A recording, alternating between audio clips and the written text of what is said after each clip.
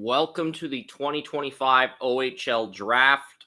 I'm Chris Ransom. I am going to be live streaming the Ontario Hockey League Draft for the first time. I've got my live ticker and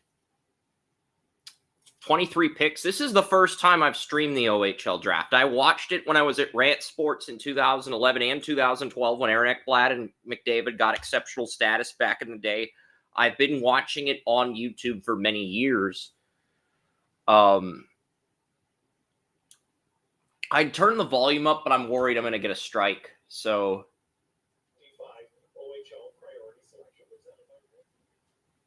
I can have the volume on, but I have to have it very low to where the audience can barely hear. The audience can barely hear the volume. That's the only way.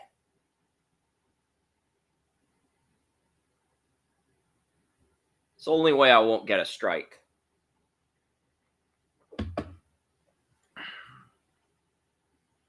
And I'm pretty certain that Caden McGregor is going to go number one.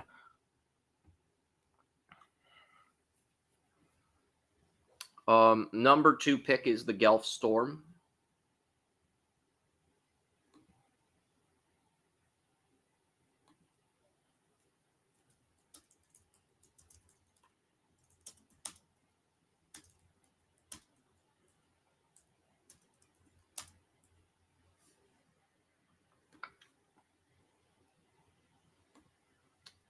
Yes, so basically I'm going to try to do this because I did this exact same thing with the MLS draft. Now, with the NFL draft, we're going to have updates by day.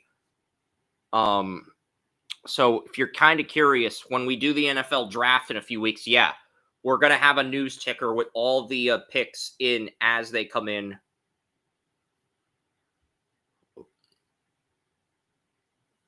But we're only going to have it for the first round because I'm only covering the first round.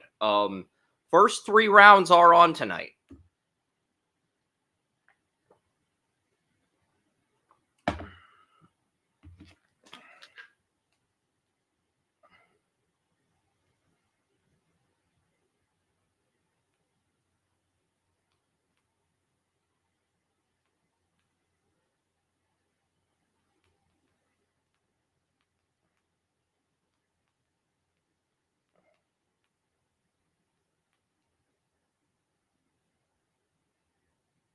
When do you need the link?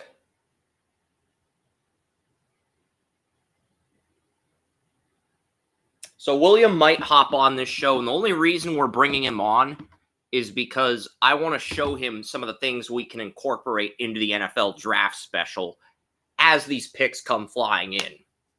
That's really the only reason. It's basically a brainstorm session because I'm going to create a ticker like this for the NFL draft. Do we want to do with the NFL? We are going to have to do abbreviations because I learned that the hard way with the MLS draft. We had to do abbreviations. Okay, we did. We just didn't have enough characters. Now, at the WNBA with only 12 teams, we might have enough room to do just the full team names. But when we did this for the MLS, we did not have enough characters. They only give us 1,000 characters for the news ticker. So if we want to fit everything into 1,000 characters, we are going to have to shorten it. We are going to have to abbreviate the teams. Florian said not to. I applied his advice at first for the MLS draft as a test run, but it did not end well. And I ended up having to abbreviate the teams because I just didn't have enough room.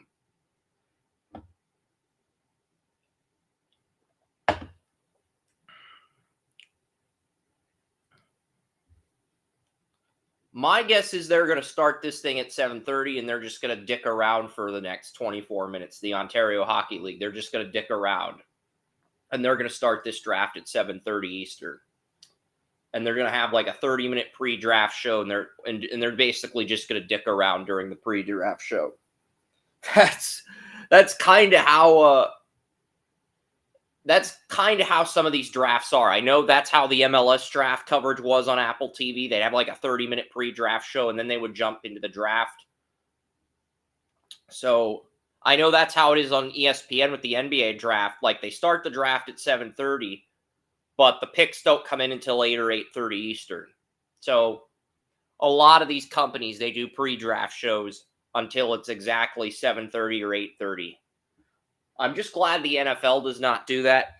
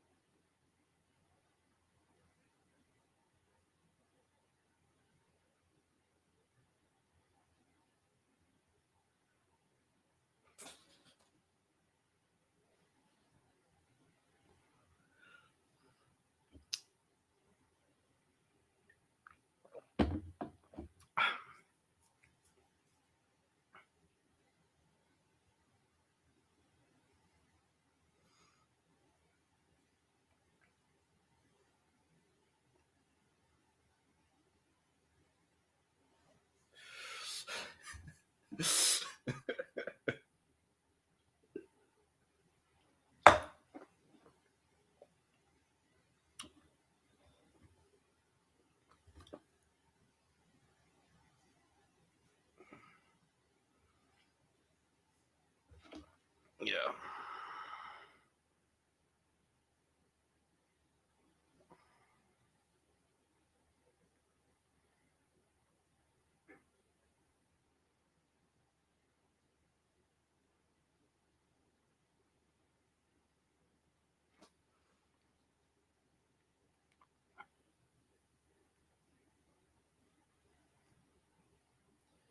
So the Jack Ferguson Award, I'm pretty certain this is going to be Caden McGregor.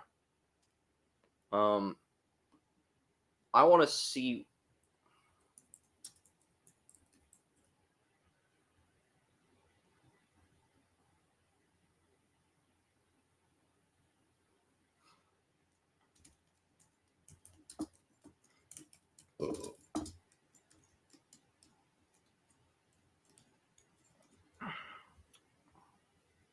It's not officially official yet.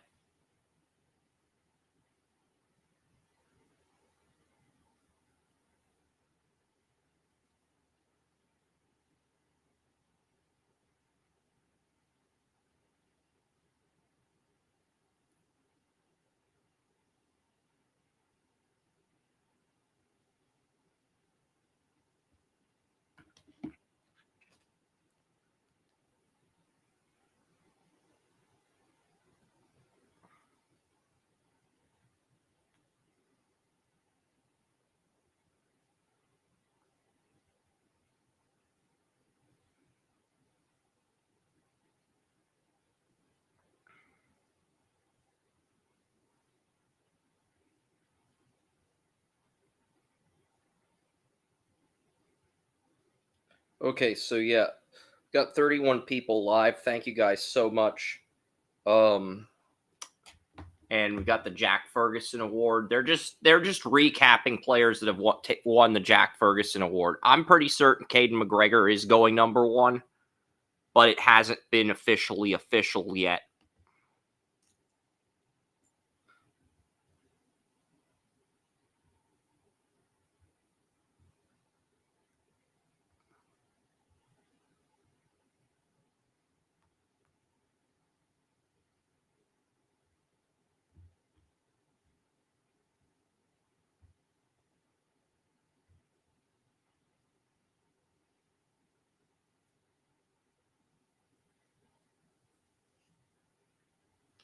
And I'm guessing it's going to be Caden McGregor.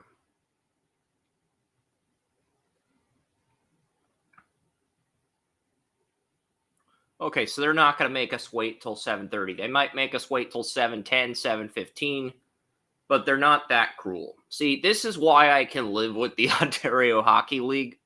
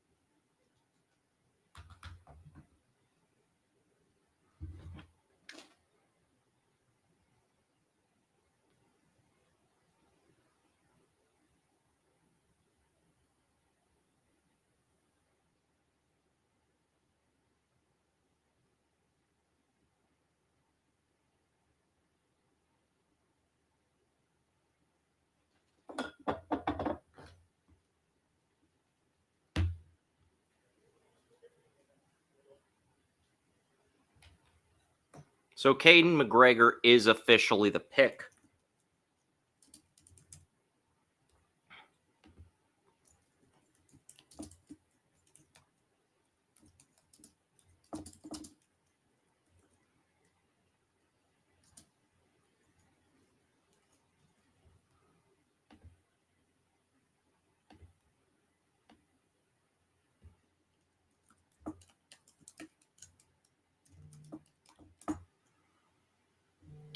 And it's going to be Caden McGregor. So Caden McGregor is going to go number 1 here. Ron Steele Flyers has just retweeted us. Thank you so much.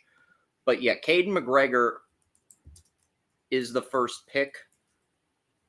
And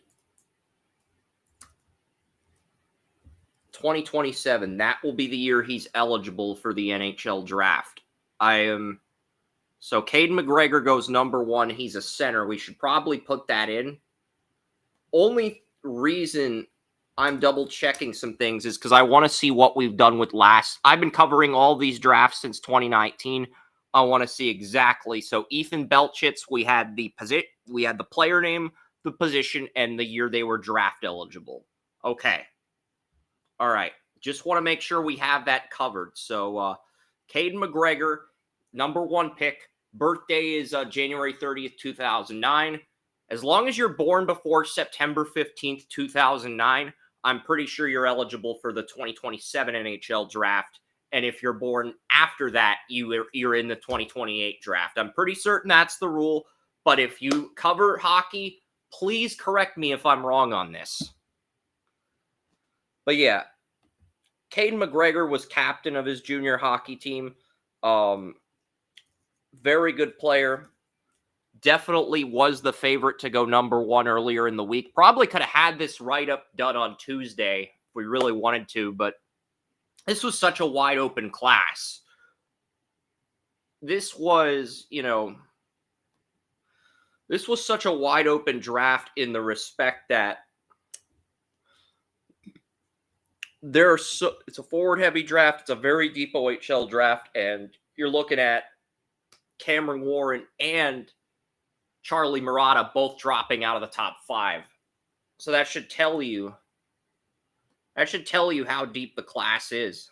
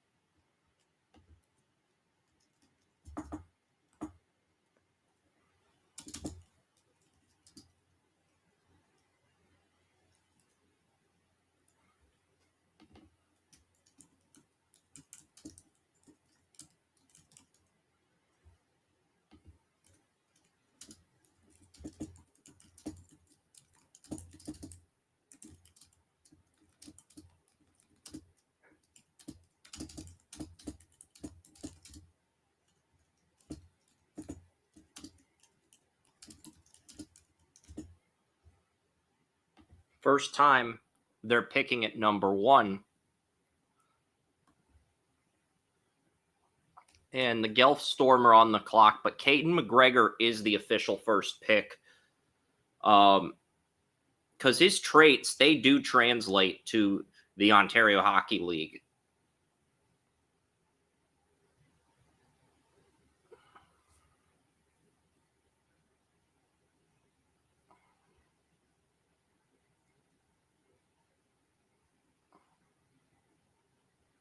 Guelph Storm have not announced what they're going to do yet, but Sarnia Sting are listed at number 4, so we'll put the Sarnia Sting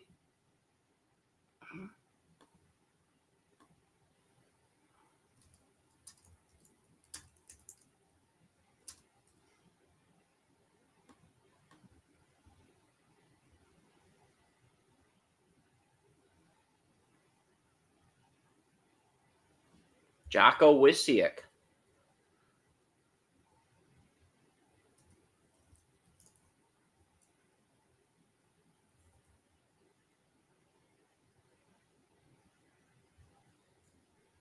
Is Wysiak a winger or a center? That's kind of what I'm curious about.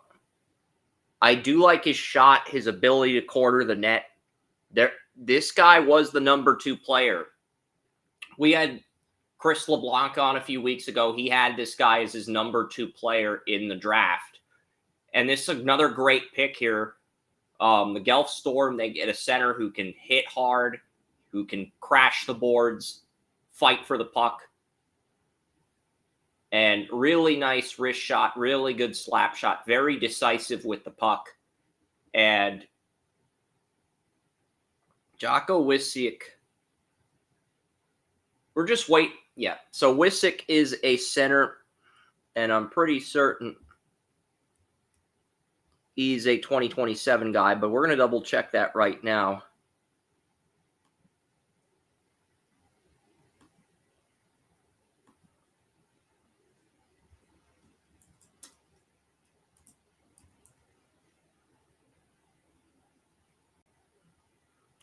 Yeah, and we'll put the Owen Sound Attack, who have the number 5 pick. We'll put Owen Sound Attack in the ticker in just a few minutes, folks. But I want to make sure we have the correct draft year. And, okay, Jocko Wysiak's a center, and he's in the 2027 draft.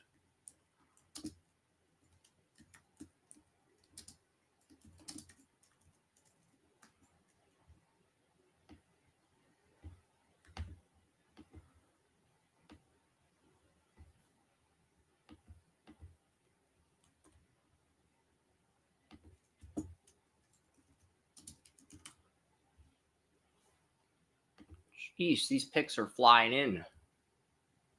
Brock Cheateroni.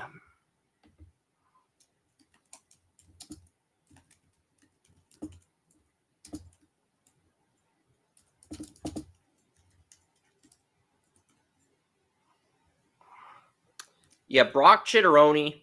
I know my friend Richard said some very good things about him in the Scouting Hockey Facebook group. So Cheateroni's another guy that, I'm really excited to see where he ends up.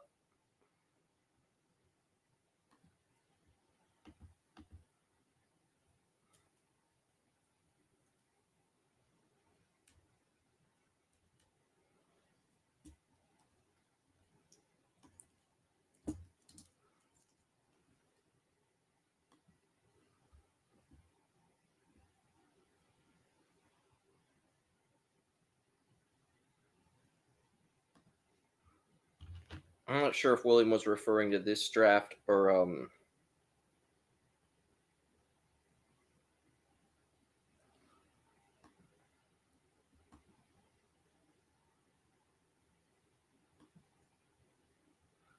I don't want to get rid of the content. No.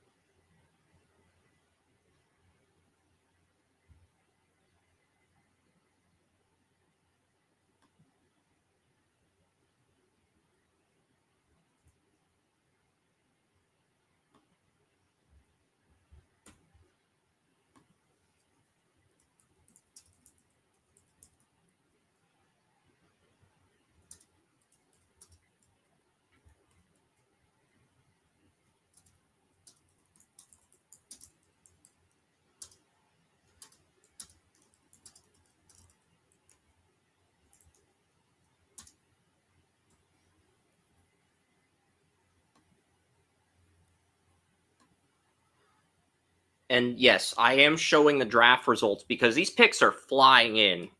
I will get the write-ups done, but the picks are flying into the point where I have to update the ticker. I have to. And Brenner Layman's, that's our first big surprise. Brenner Layman's, captain of the Toronto Junior Red Wings, goes fourth to the Sarnia Sting. That's like the first big surprise in this top 5 because nobody had Brenner Layman's going this high. But this is the first big surprise in the top 5.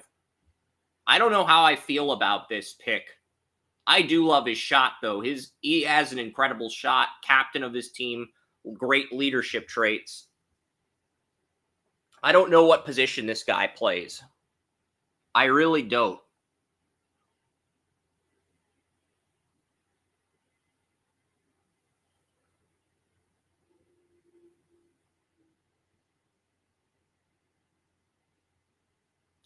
I don't know what position this guy plays.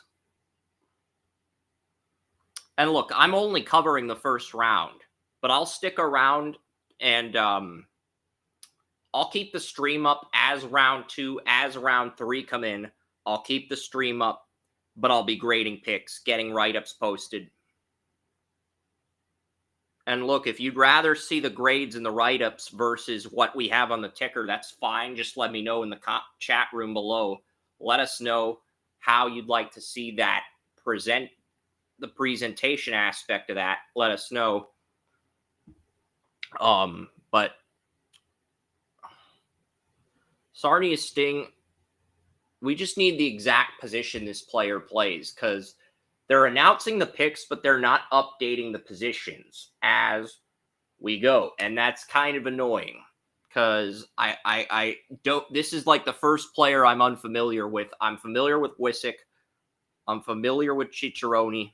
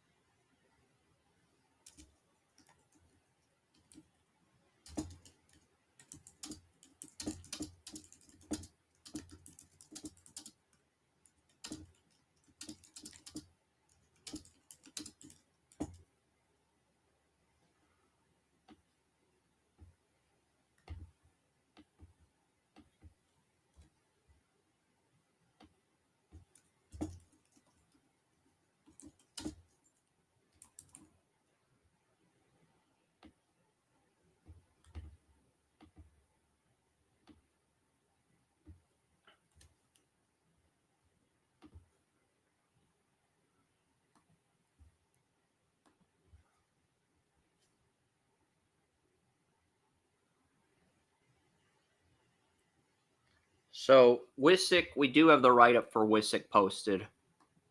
Brenner Layman's.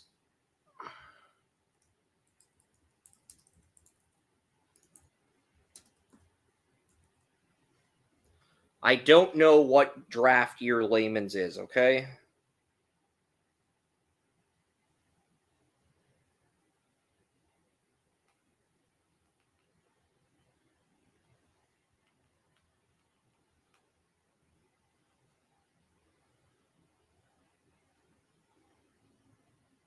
Cameron Warren to the Owen Sound Attack.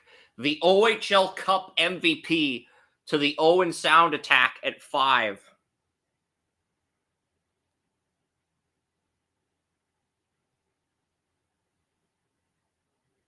September 13th, 2009. So Brenner Lehman's barely cracks the he barely cracks the eligibility deadline. Okay, so Max Desley went 5th to the Owen Sound Attack. Wow. So Max Delisle's brother plays for the Owen Sound Attack, and his dad played for the Owen Sound Attack, and his grandfather coached the Owen Sound Attack. So Max Delisle fell to 5.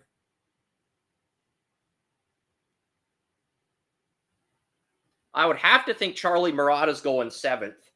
But wow, what a dive for Murata. Murata was once considered the #1 pick in this OHL draft. What a dive for him.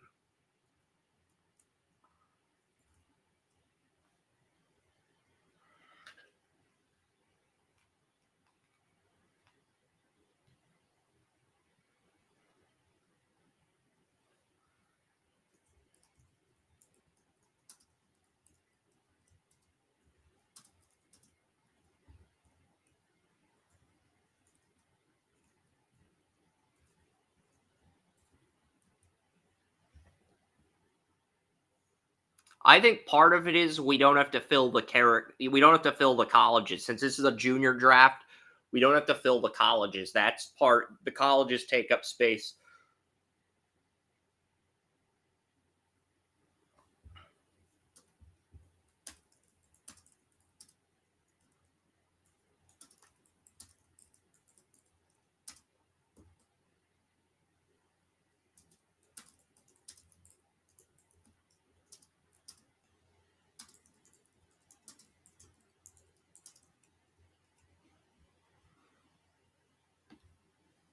Noah Laus, that's an interesting pick.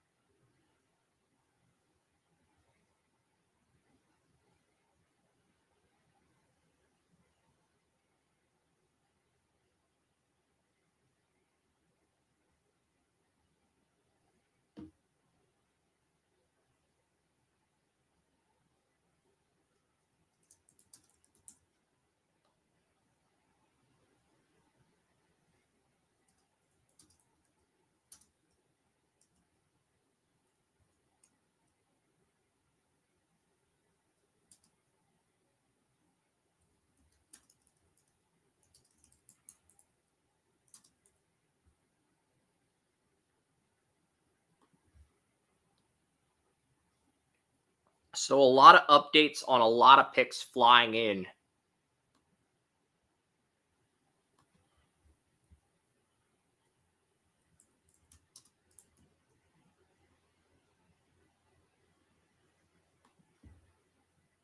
Brock Chitteroni. I cannot believe what has happened. Murata's still on the board at 8. But this is a forward-heavy draft. It's a very forward-heavy draft. And Brock Chitteroni going to...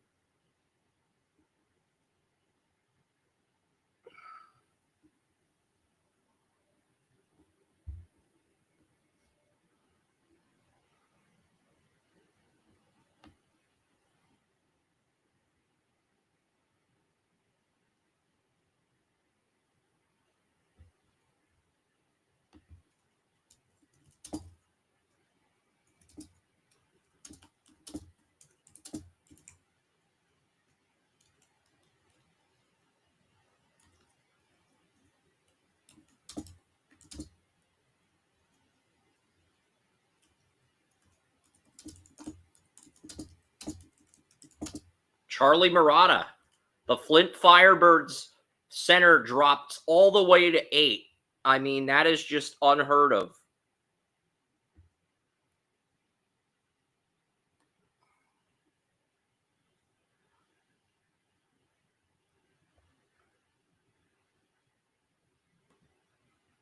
And Flint Firebirds getting Charlie Murata at 8. That is a big steal.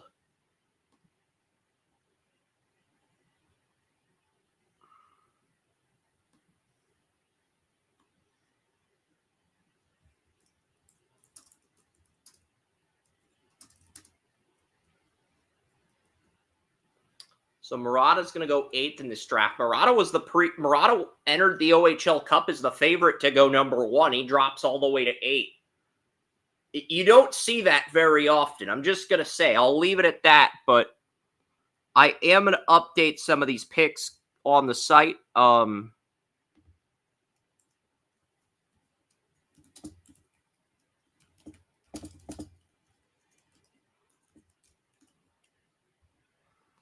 So these picks are just flying in.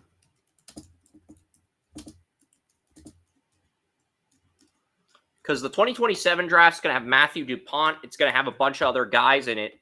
Alexis Joseph, the number 1 pick in the Quebec Major Junior Hockey League later this June, is going to be in that.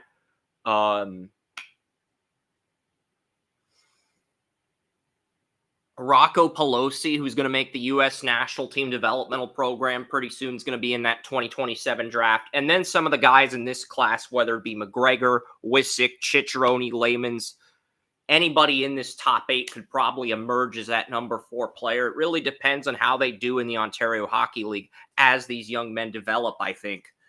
That's really what it's going to come down to. But yeah, Cameron Warren fell to 6, and Charlie Murata fell to 8. The OHL Cup MVP dropped all the way to 6, and Charlie Murata, who entered the OHL Cup as the presumptive number 1 pick, and Murata can play all 3 spots at forward. Murata can play left wing, right wing, and center. The Firebirds are drafting him as a left winger.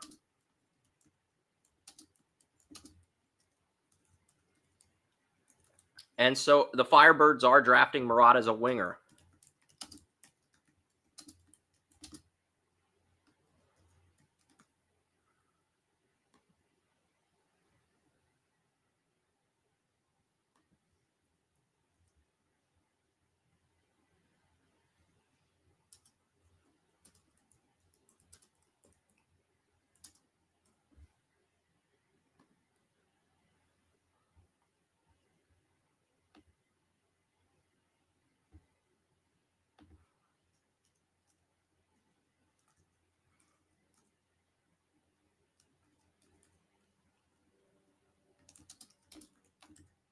And the Kingsbury Frontenacs have selected Alexis Kuhlman of the Don Mills Flyers. I don't know if this is going to be a winger or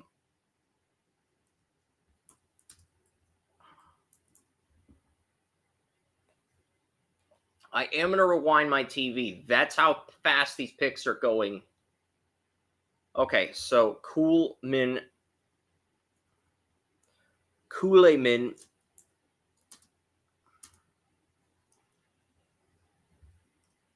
I don't know if Kuhlman's a center or a winger. We'll wait for that, I guess. He's a center.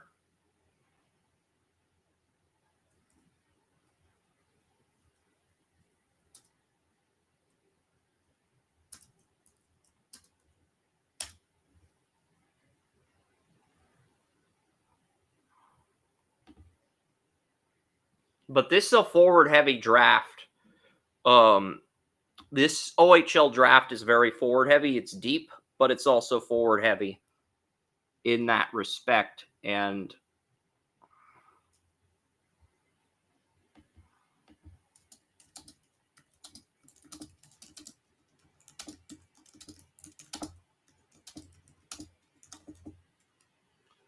they're flying. It's like they just want to get this done. This is about as fast as the MLS draft, maybe faster in that respect, to where Rice and Edgar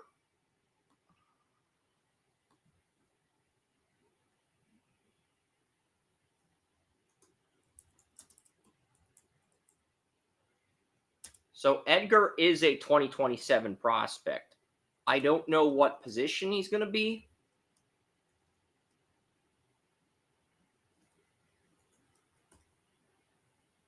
Whether he's a center or a winger, I don't know yet.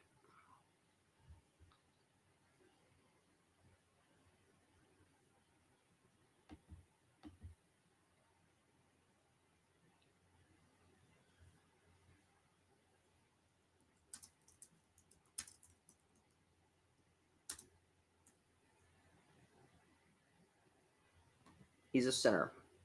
I figured as much. But yeah, hopefully I don't have to do. I know they're going to announce a pick in just a few seconds, but I'm hoping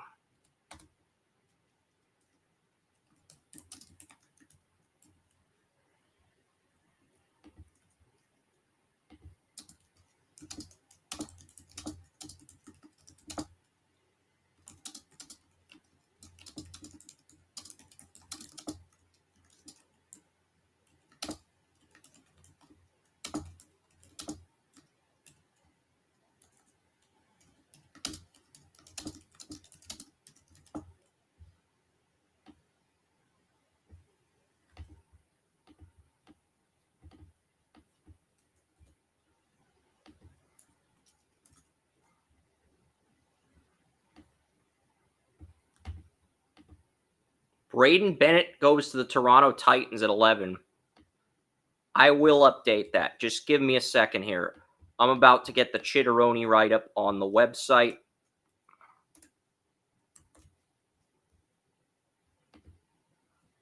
So Braden Bennett is in the 2020. All right, so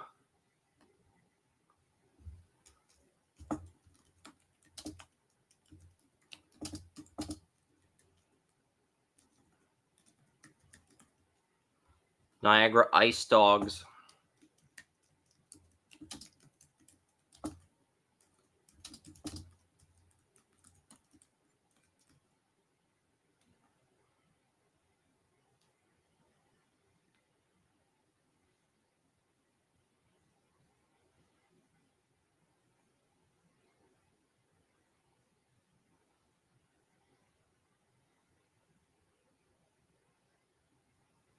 Braden Bennett.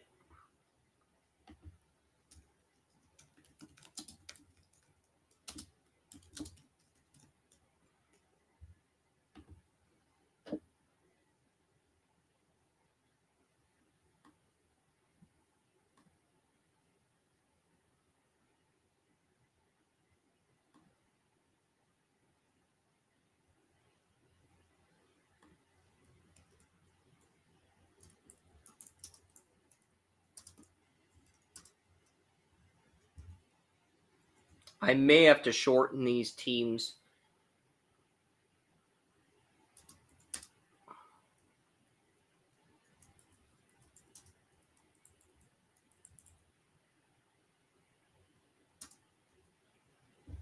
Jake Murray to the Erie Otters. So that's another great pick by the Erie Otters here. Jake Murray, captain of the Huron Perth Lakers in South Huron, Ontario. I'm not sure if he's a center or winger, but that's another fantastic pick. And these picks are flying in. I can't even go to the bathroom. I really do need to go to the bathroom, but I can't. These picks are flying in so fast. If this were like the NFL draft and I had 10 minutes to pick, I probably could take care of some business. That is not a luxury I have at the moment.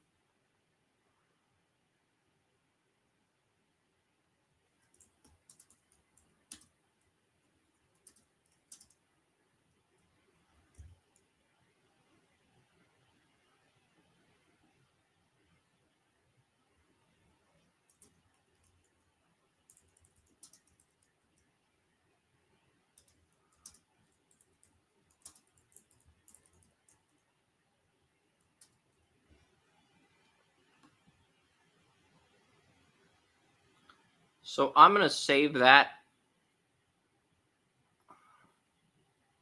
Also going to reload the website now that we have the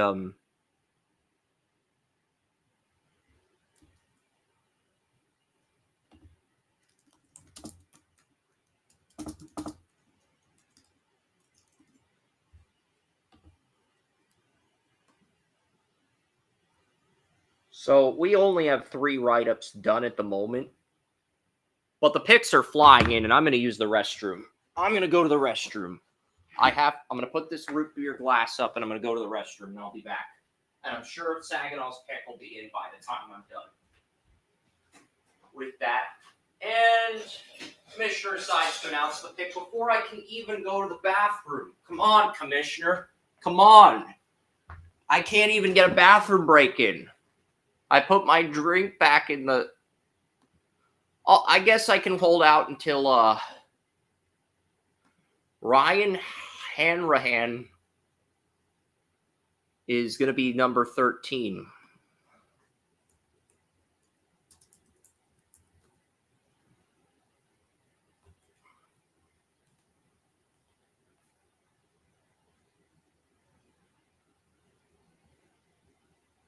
So he is a 2027 draft eligible. I can't even listen to the breakdowns because what I'm going to do is I'm going to go through the first round. I'm going to make sure we have all the picks updated. And then I'm going to go back and rewatch this with the breakdowns on because I cannot.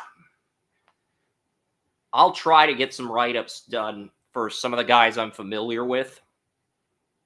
But yeah, we're on pick 13 and we're on pick 14 now, and every pick's been a defenseman or it's been a forward or a center. And until they update that,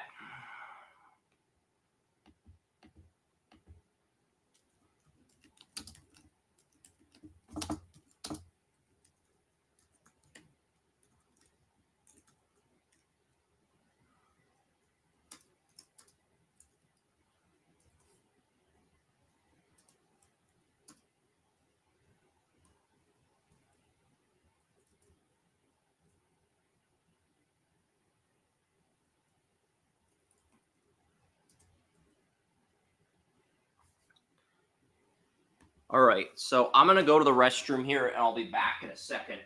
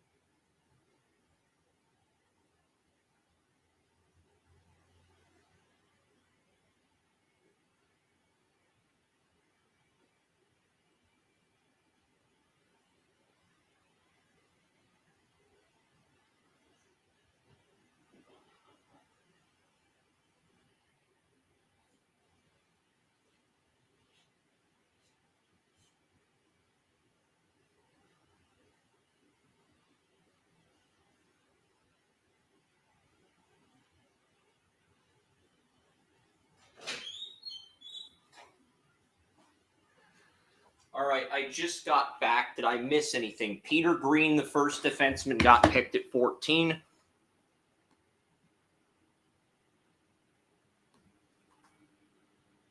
So Peter Green, first defenseman, finally off the board at 14. But I want to see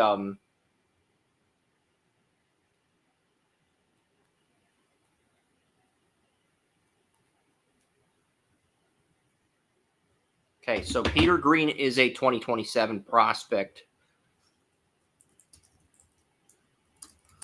Peter Green was the only defenseman in the top 10 of Chris LeBlanc's rankings that he did a few weeks ago when he came on our show. His stock, he dropped out of the top 10 on the scout.ca final rankings. But 14, this is about where he should go. And this is a good pick. You get the top defenseman in the draft at 14. And if Porter Martone returns next year with the top defenseman in this draft, Brampton's a team that could do a lot of damage next year if Martone returns.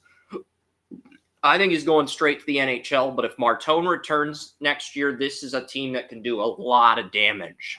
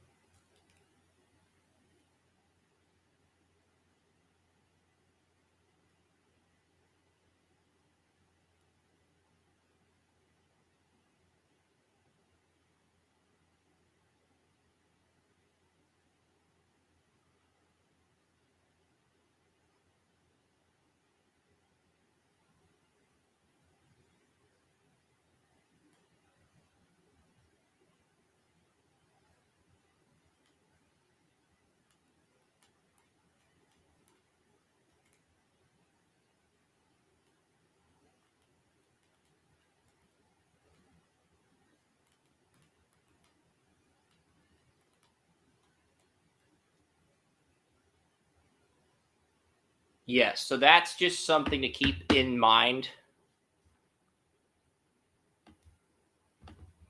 And Brenner Lammons, we're going to get the Brenner Lammons pick on the site up right now. And the commissioner decides, okay, let's fuck around.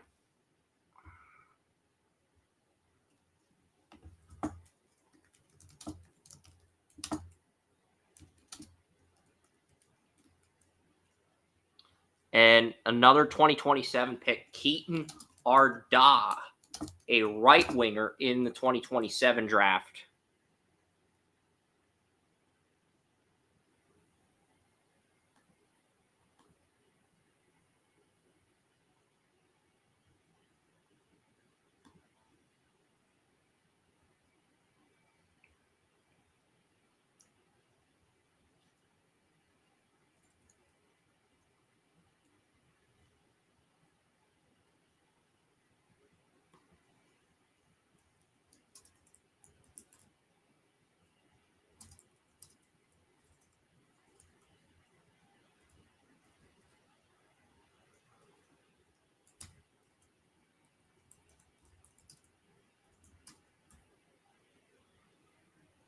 So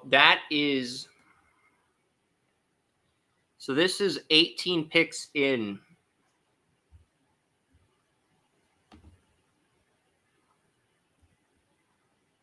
Do we even have time? All right, I will quickly look up Brenner Lammons. Brenner Lammons was a captain, so the leadership is going to be there.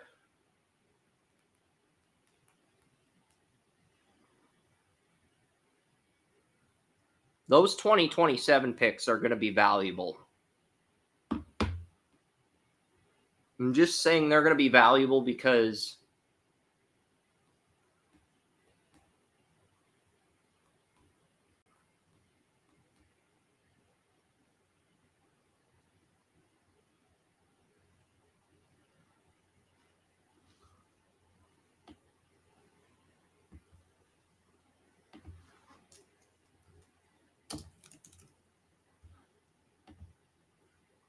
and Sam Roberts is the pick.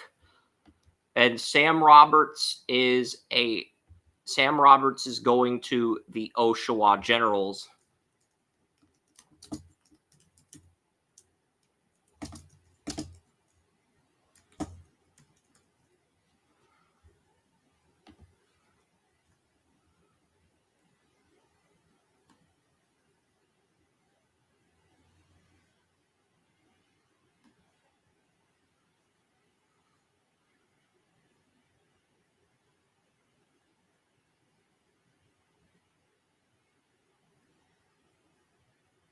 As soon as the first round is over, we're going to go back and rewind as much as humanly possible so I can get as many write-ups posted. We're going to rewind all the way back to the fourth pick. Because I'm only covering the first round. I'm only posting live grades, live reactions for the first round of this.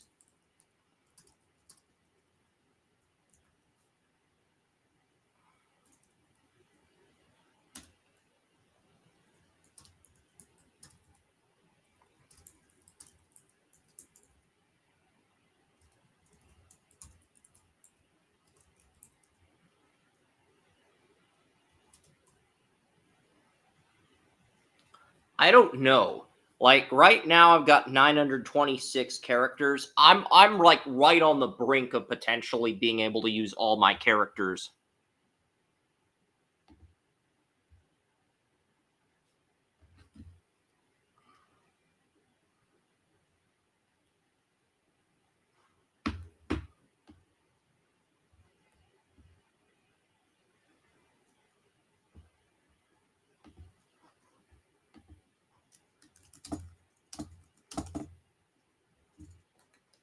No. Please don't freeze. 112. Holy cow.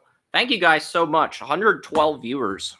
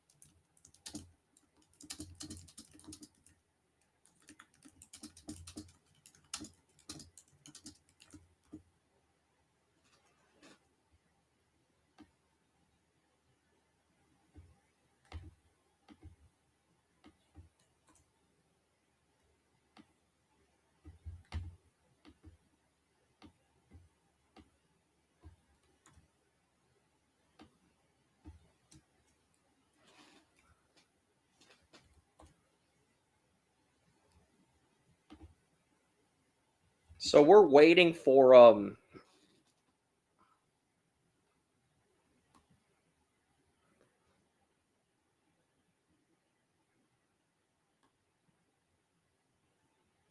and right when we're about to update everything, Brenner Lehman's.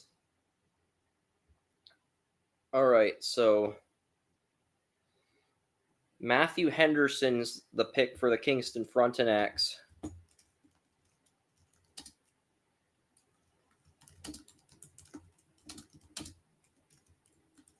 So Matthew Henderson, the second defenseman off the board for the Kingston Frontenacs at 17.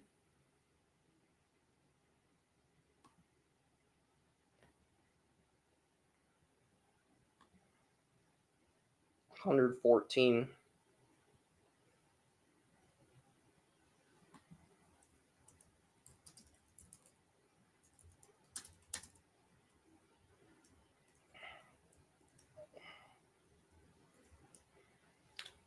Yeah, we probably could. If we got rid of the parentheses for each pick, how many characters would we save? That's really the big question.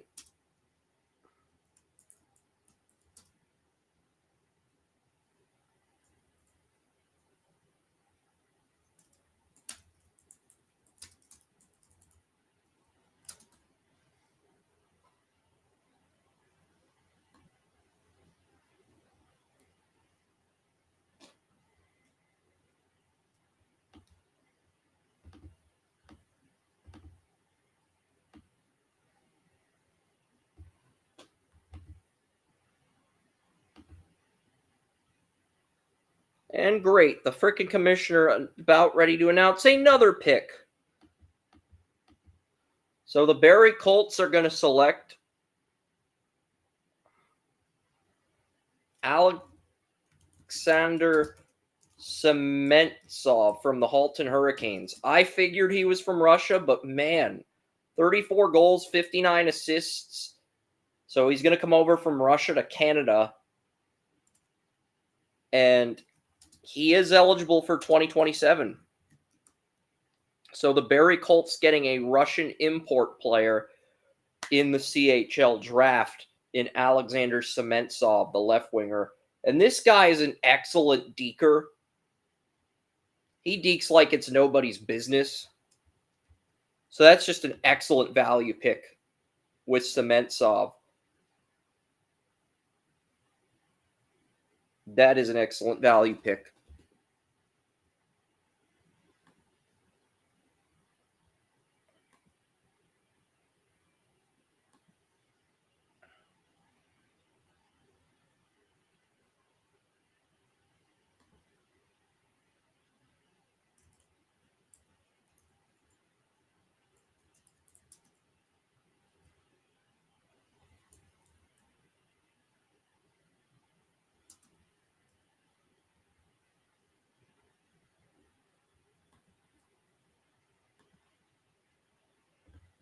We're gonna take out the parentheses in the draft here.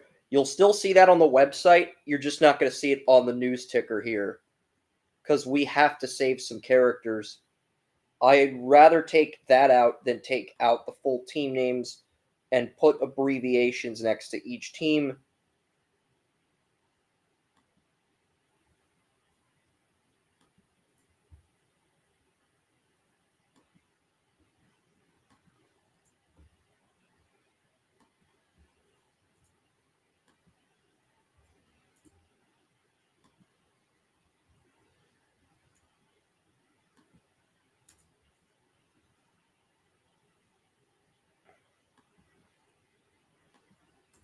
Because we're going to do something like this for the NFL draft, except we'll list the college instead of the draft year. The reason we're listing the draft year is because this year indicates when they're eligible for the NHL entry draft. That's a very important detail when scouting.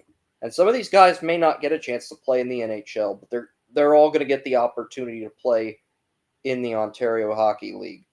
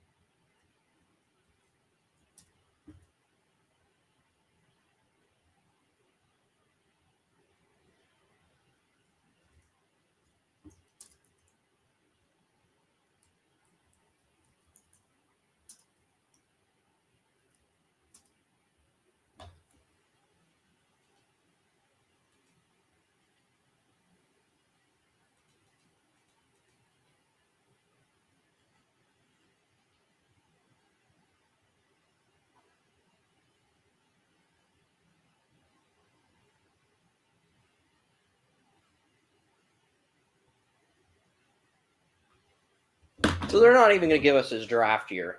And that's lame.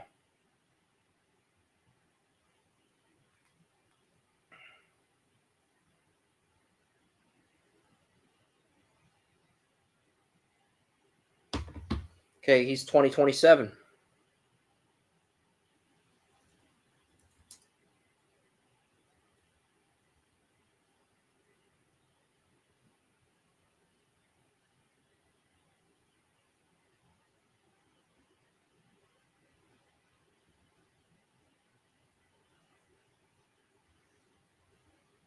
Here's what we'll do. For the teams that we have graded picks up on Draft Utopia, we'll abbreviate those teams. For everybody else,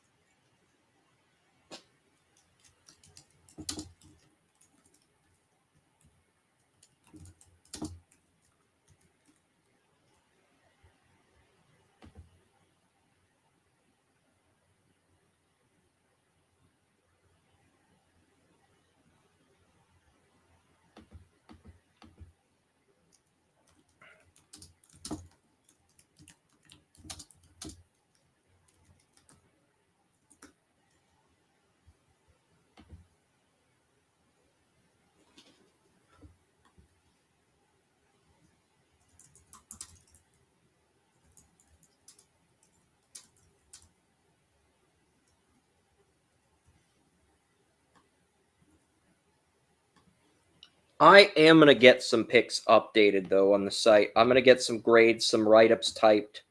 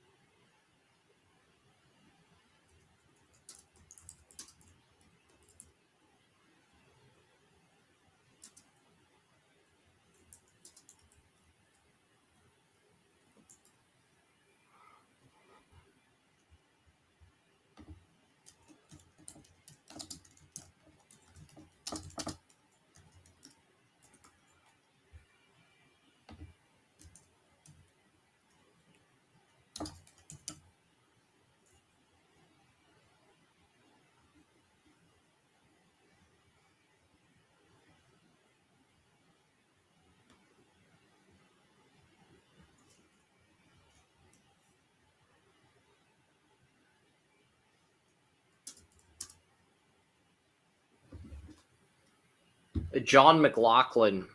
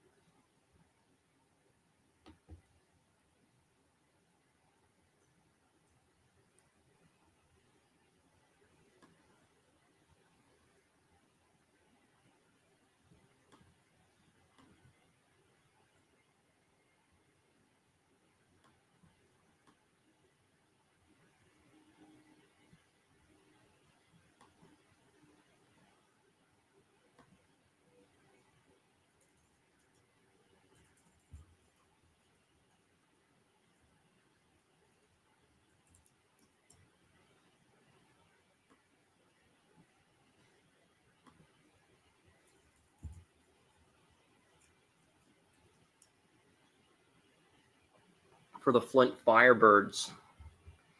But yeah, we're going to get some of these write-ups posted.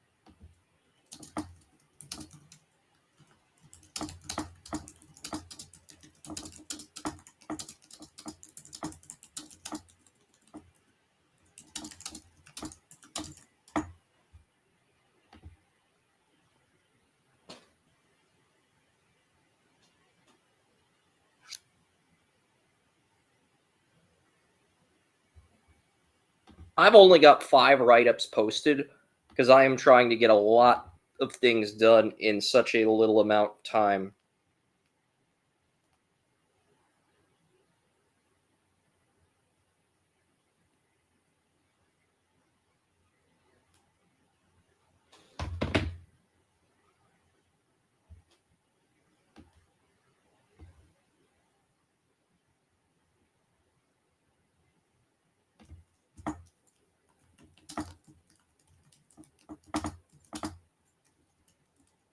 Kane Barch.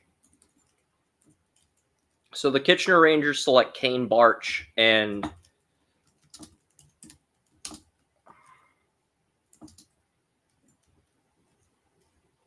all of these guys are in the 2027 draft. There's not an overager or an underager that doesn't meet that September 15th deadline for the 2027 group at this moment. So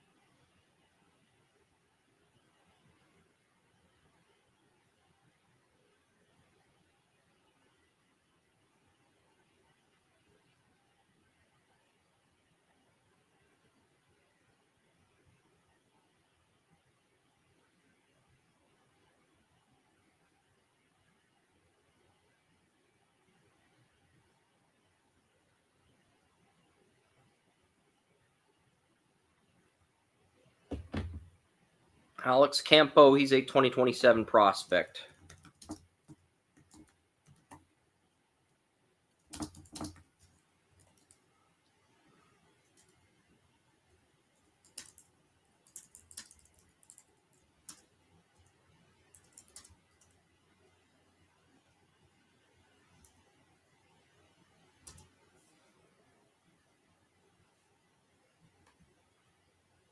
I am trying to get the exact information for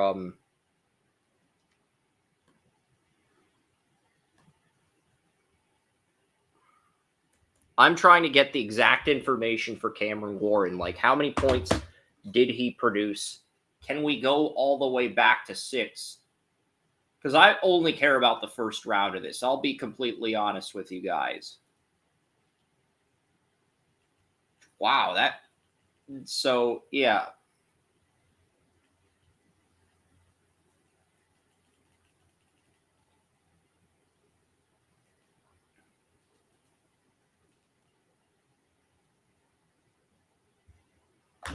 So I'm rewinding the actual draft. That is how dedicated I am to getting this right. So 24 goals, 39 assists. That's 63 points.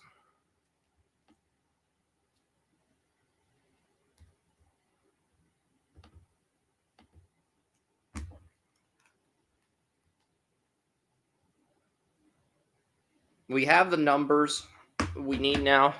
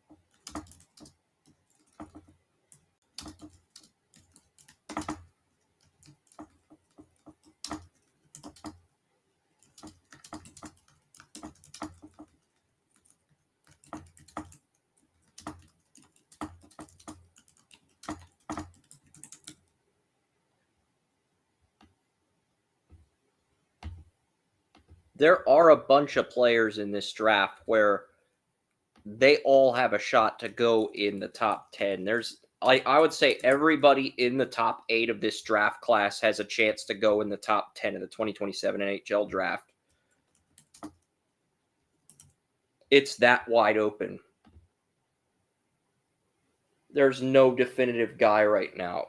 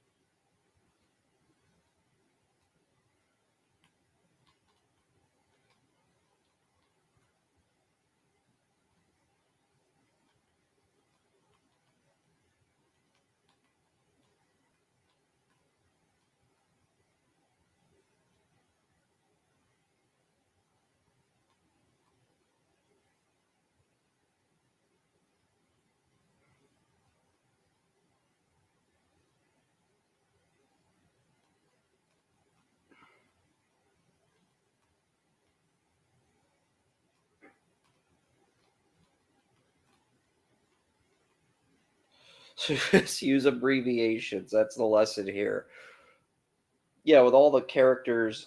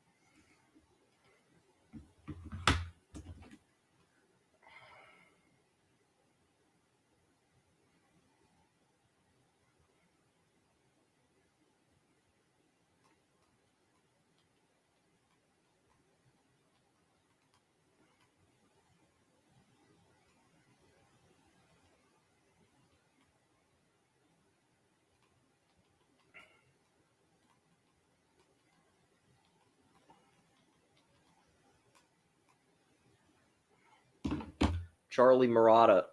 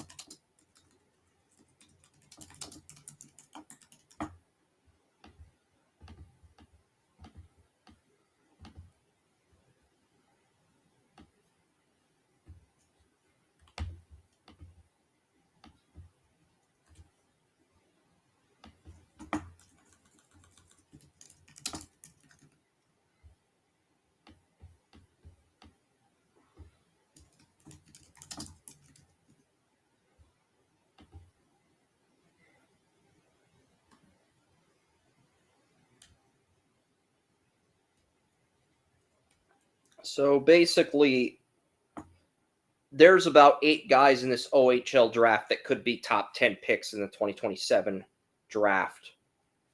And then who went number 9? Alexis Kuleman.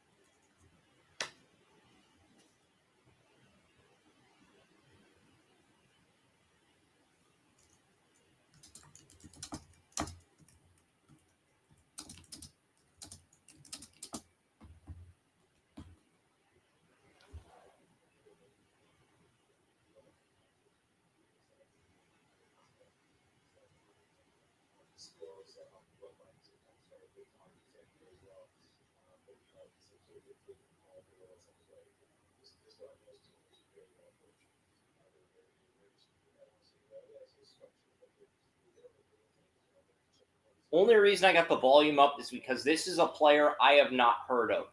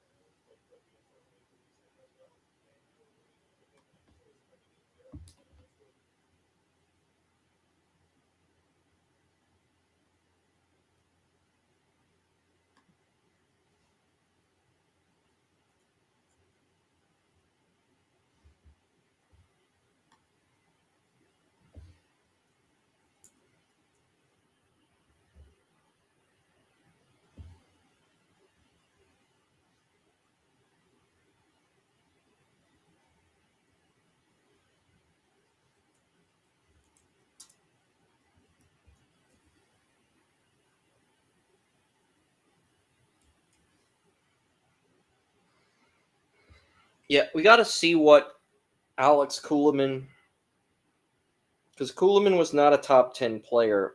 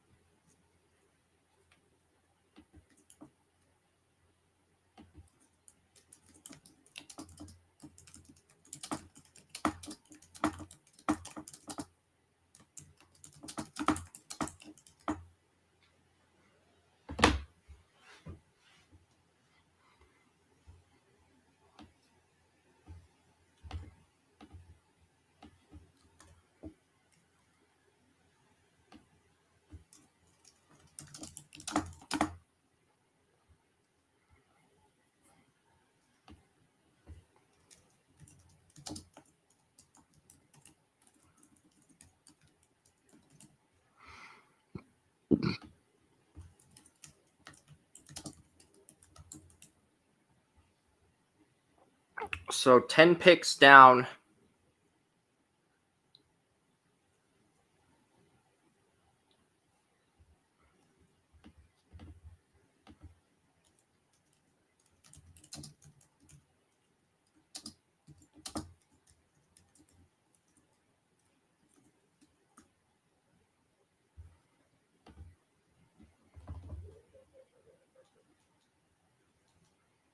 All right. Just needed some information.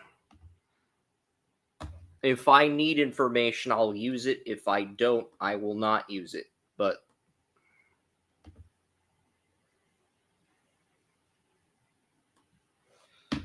God damn it.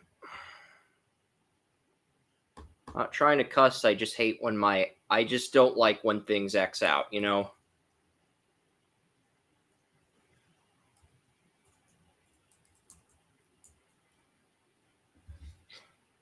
So 60 points. Ryerson Edgar, the captain.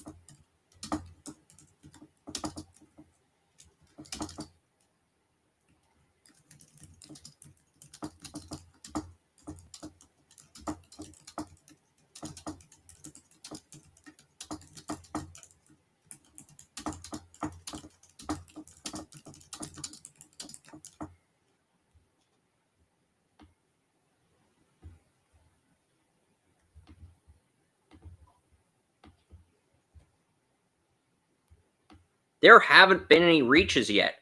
Every team's made smart picks. And I know I'm a little bit behind on the OHL draft, but I'm not so far behind that.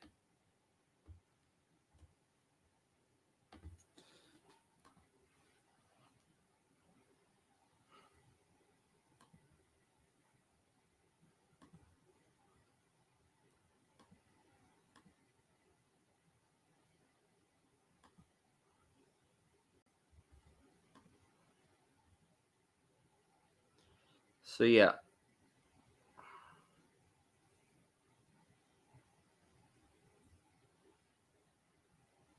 So the top 10 is up. Top 10 write-ups are done.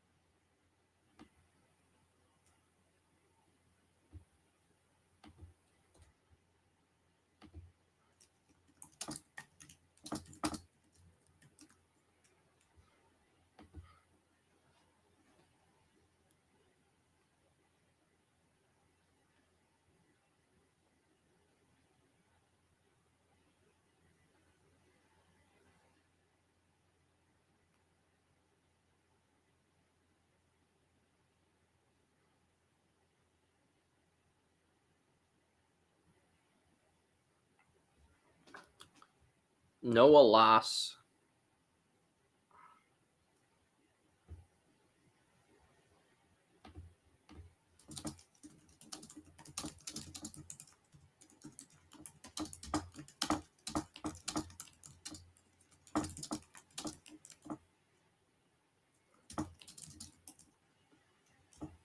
there's a lot of guys that fit that versatility mold.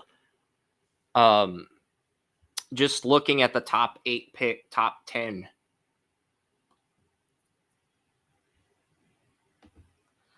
I want to see, because, yes, Caden McGregor is a pure center, number 1 pick in the OHL draft, pure center, but there's a lot of forwards that can play 2 or 3 positions. Braden Bennett only had 21 points in 24 games, but Jocko Wissick, Brock Ciccarone, Brendan Lamans can play 2 positions. Noah Loss can play 3 positions. Charlie Murata can play 3 positions. Alex Kumalin can play 3 positions. So there's at least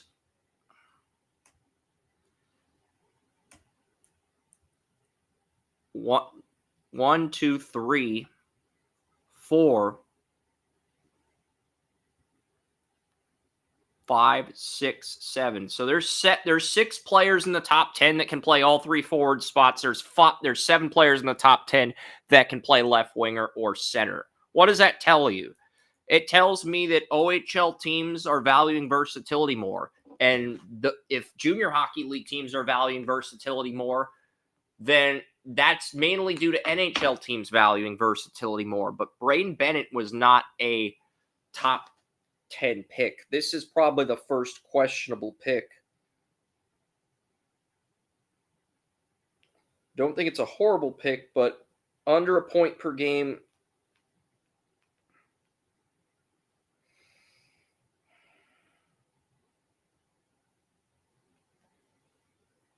This might be the first bad pick, because I think a lot of the picks in the top 10 are very good picks.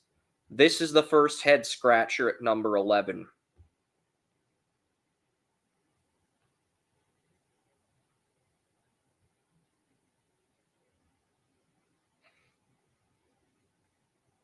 Well, this says he had 21. See, they lied. He averaged 40 goals in 49 games.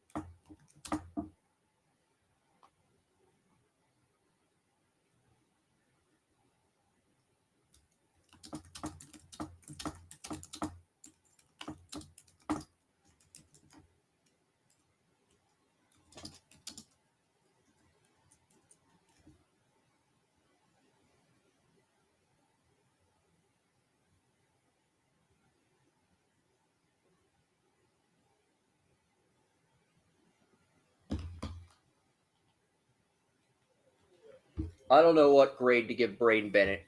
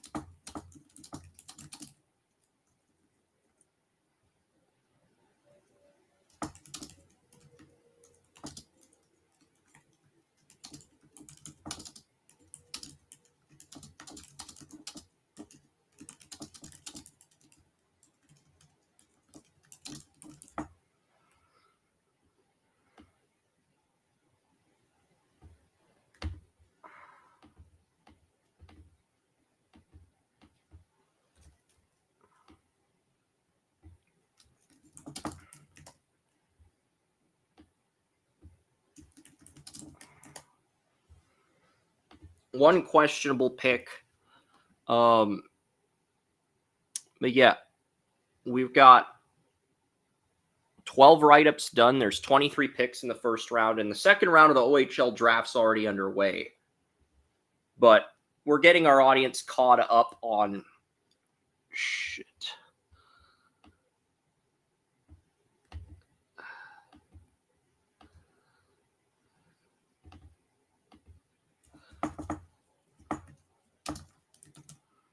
Yeah, so the only team that did not get an A-plus grade in the top 12 was the Sudbury Wolves at 11.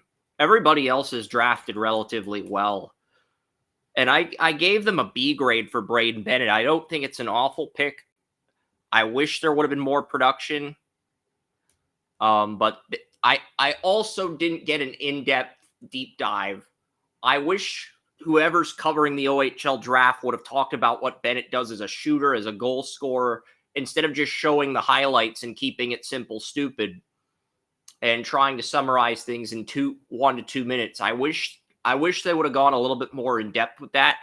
But Braden Bennett, I still think it's a B grade, even though it might be a slight reach in terms of value. I would still give it a B grade at the very worst.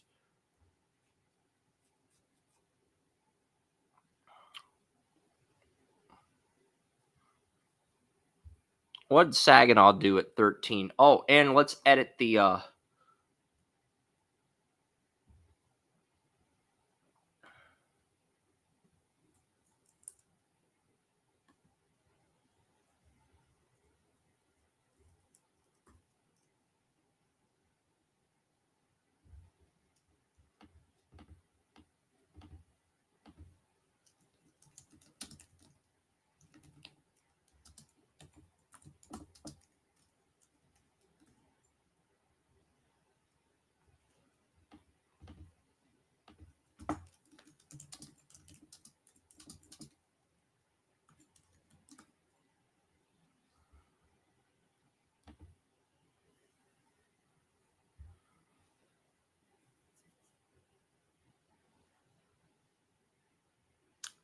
Ryan Hanrahan.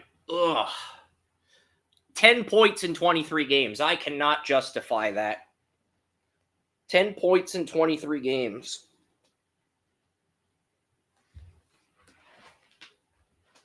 That might be the worst value pick.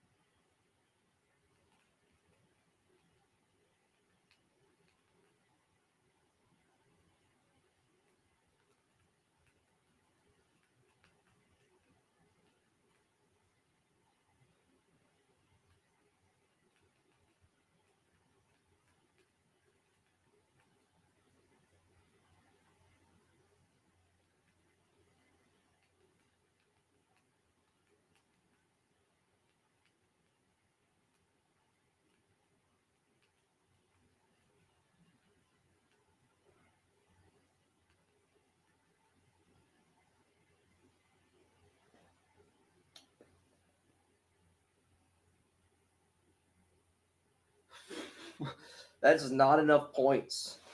Hanrahan, I don't know what grade to give it, but I mean Ryan Hanrahan. Oh, boy. I just that freaking the point volume cannot be this low.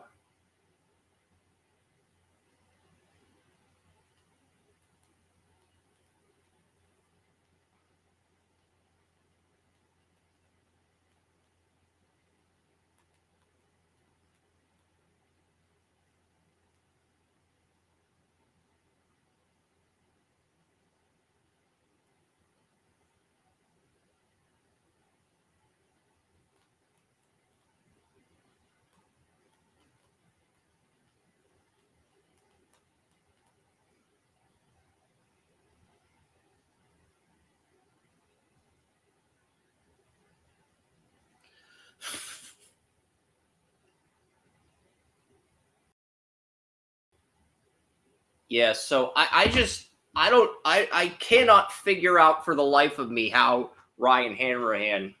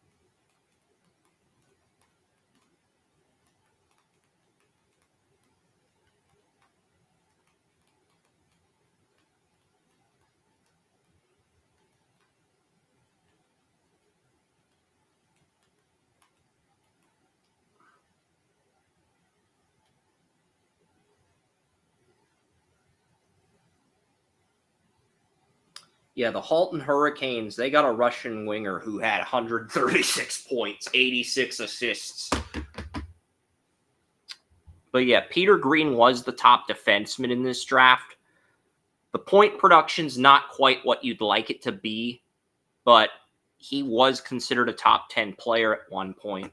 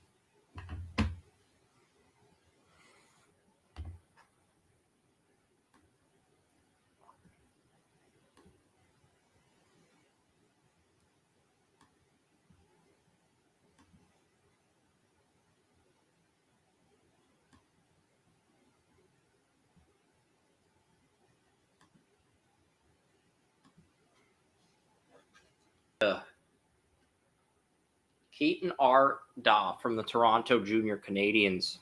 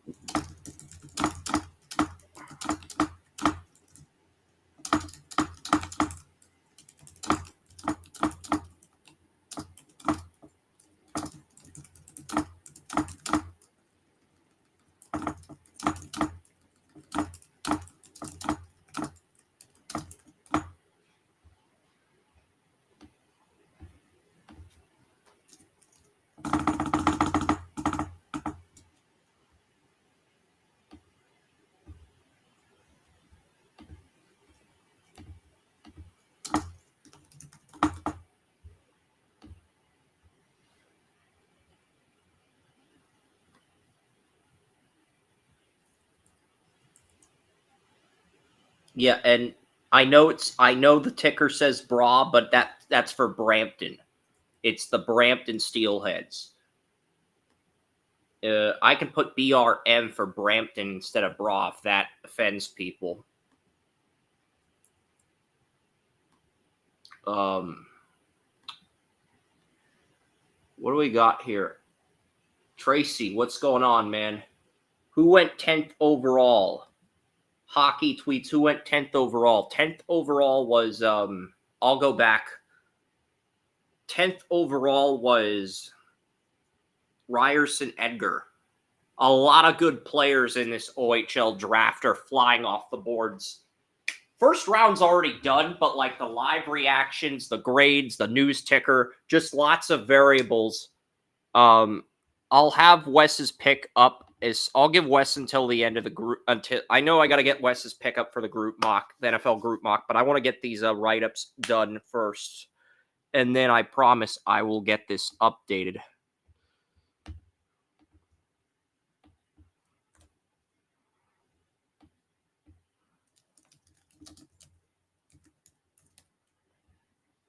Yeah, but Keaton Arda was considered a top 10 guy.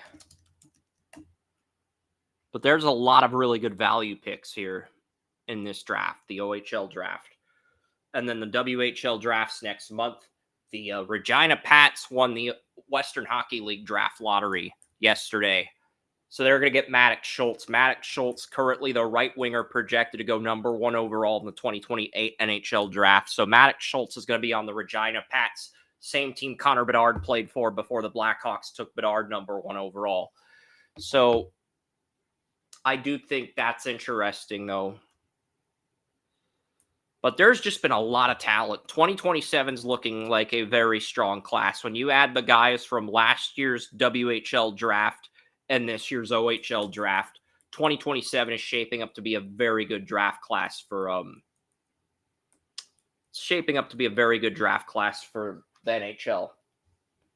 But it also looks like it's going to be a forward-heavy draft. Because that was the thing with 2023. 2023 was a very forward-heavy draft. So that's... but Landon DuPont is going to be the number 1 pick in 2027, barring any setbacks.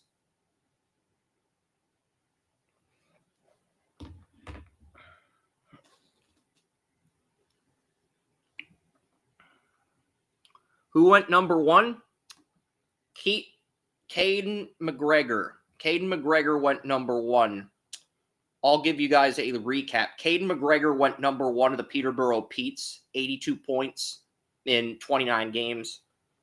Jocko Wysiak went 2nd.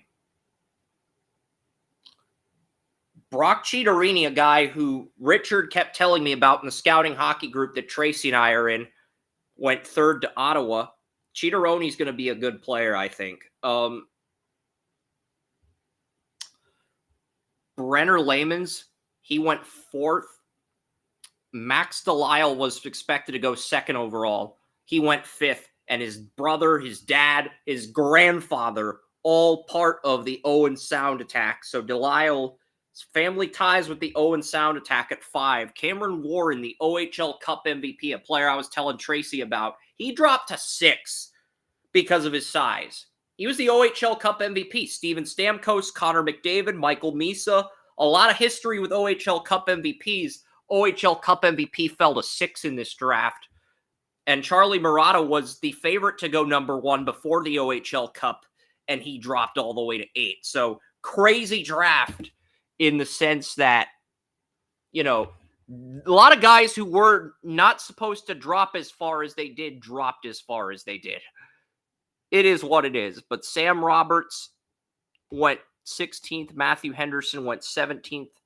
Sam Roberts with 37 points in 33 games for the Toronto Junior Canadiens. Another Junior Canadian off the board.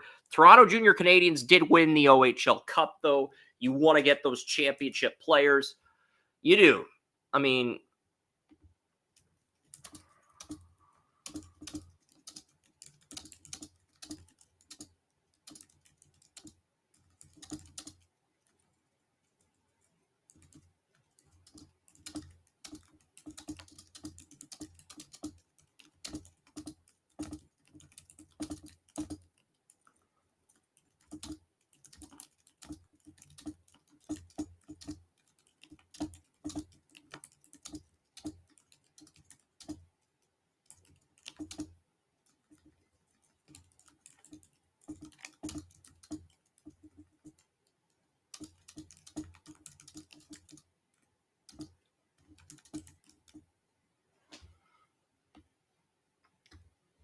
but that's insane, though. Like, Sam Roberts.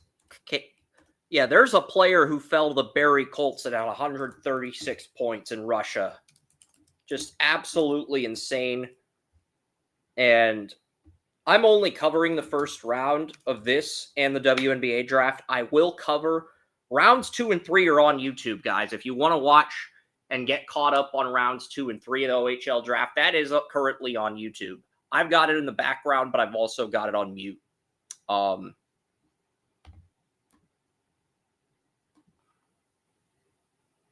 I agree. Good pickup for Ottawa. Brock Chitorini. I'm guessing when Tracy said good pick for Ottawa, I'm guessing he was referring to Brock Chitorini. Because I remember Richard talking about Brock Chitorini in the scouting hockey group on Facebook. So Chitorini, and he had Chitorini around 3, but a lot of people thought Chitorini was going to drop in the draft. But yeah, I agree with Tracy. I think Chitorini was an excellent pick. He could end up being the star from this class. There's just a lot of variables here with this draft. I've got 16 of the 23 write-ups posted. Alexander Sementsov is going to be, that might be the steal of the draft for the Barrie Colts at 18. Sementsov's got 136 points, 85 assists, 51 goals, and he's from Russia. Mind-boggling numbers. Video game-like numbers, yeah. Matthew Henderson, what has Matthew Henderson done? Matthew Henderson, he went 17th. There's only like 6 picks left. My phone's at 4%. 5'11", 165.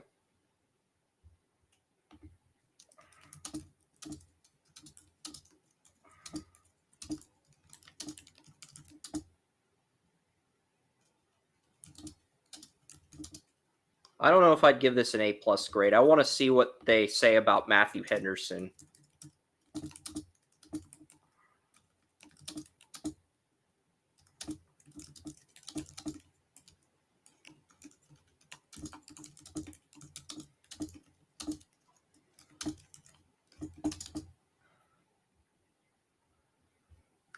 Yeah, I'm looking at the other defensemen that went ahead of him. Peter Green, the Don Mills Flyers, went ahead of him. I'm kind of curious as to what's going to happen here. I mean,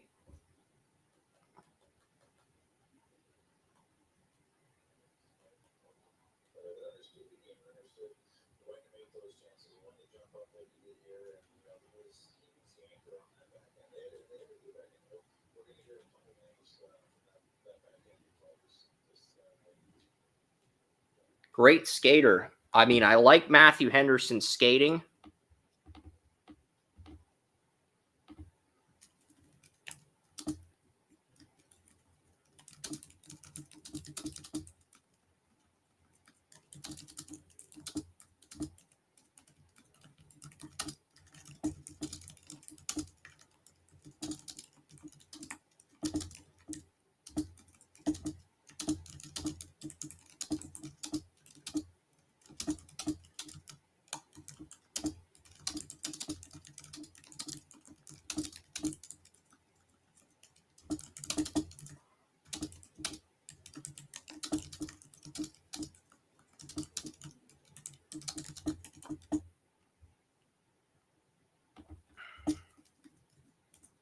I'll give that a B. I don't think Henderson was a bad pick, but I also don't think it's a pick that warrants an A+ grade. But Alexander Semensov, the Barrie Colts at 18.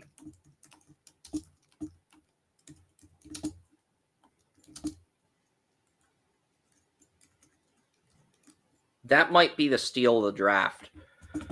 I mean, Semensov had a ridiculous 34 goals.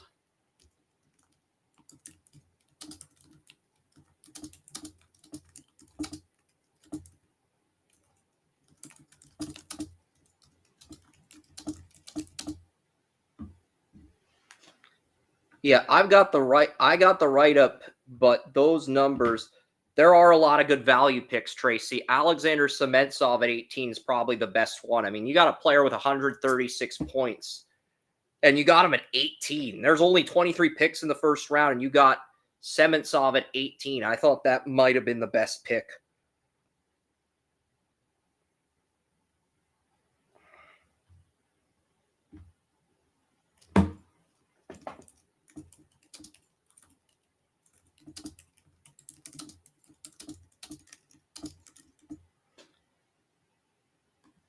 I agree, Tracy. A lot of good value picks here. I'm going to edit the news ticker here because we're 23 first round picks.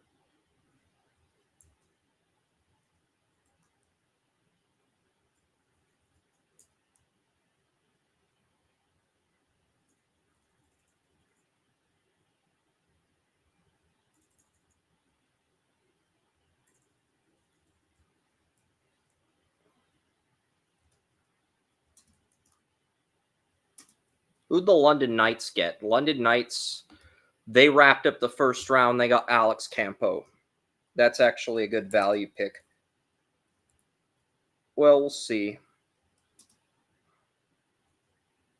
But those are all the picks.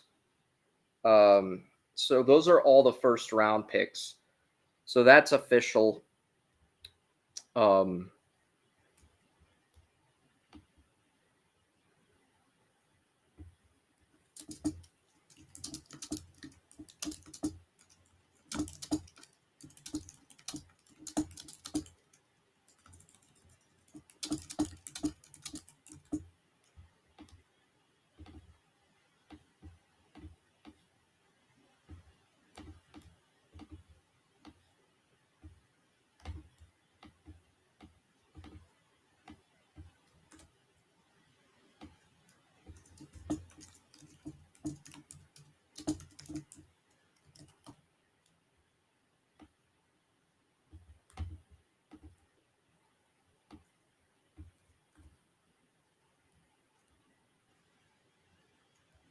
Ryan Kaminsky. Ryan Kagzinski.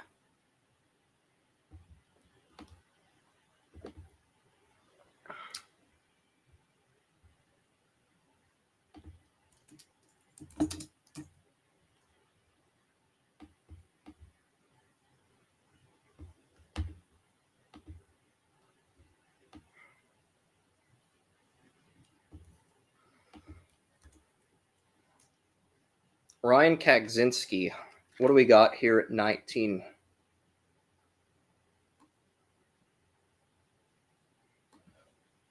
Yeah, 136 is the most so far, Tracy. It's the most, and it's the most by a very significant margin.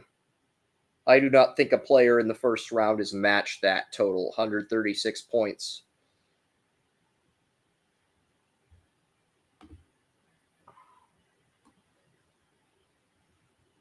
Yeah, Sementsov, 136 points with the Halton Hurricanes. That is easily the most points.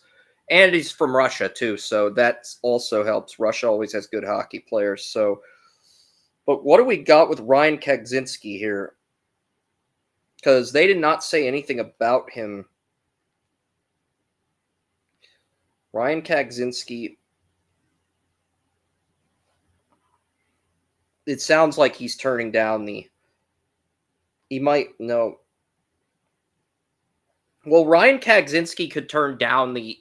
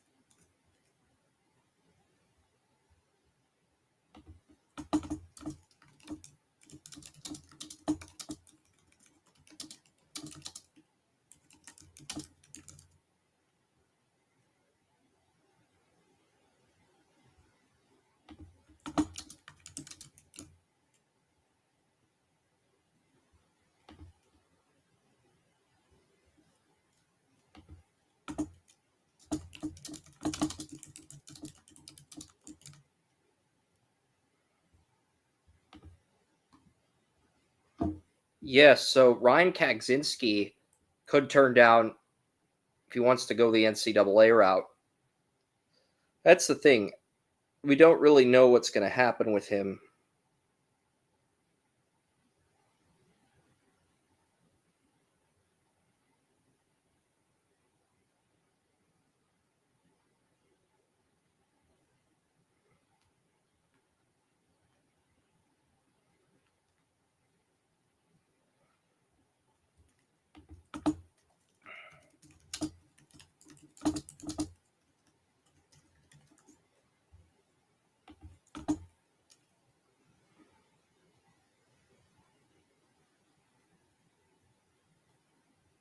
David Buckman had, yeah, I'm going to give this an A+. David Buckman had the best point production of any defenseman.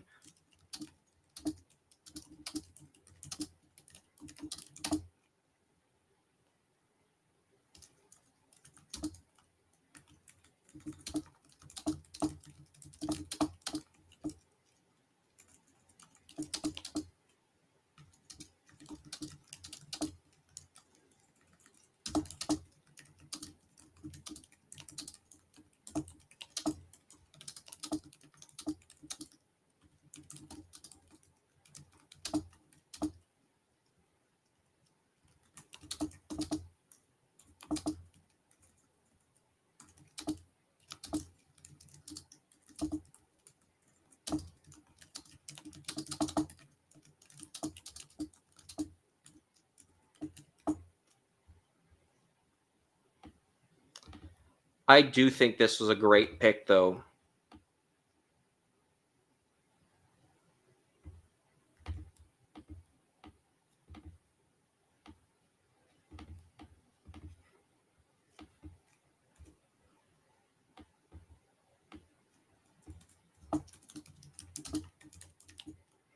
Yeah, David Buckman, that's a really good value pick at 20.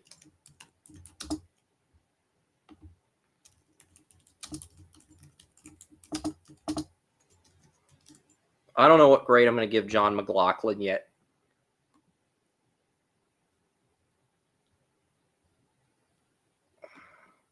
But yeah, David Buckman was teammates with number 1 pick Caden McGregor.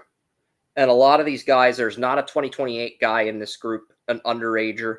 Because that's the thing. If you're born past September 15th, 2009, you're not eligible for the 2027 draft. You're in the 2028 class. So we don't really have any OHL players that are 2028 draft eligible yet.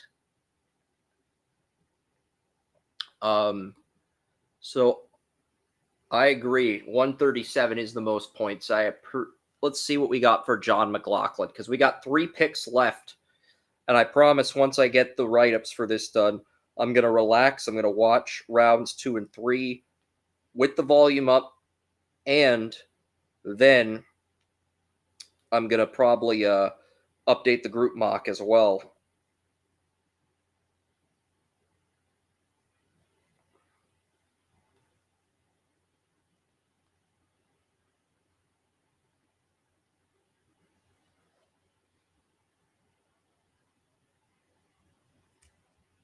I'm going to give this a B.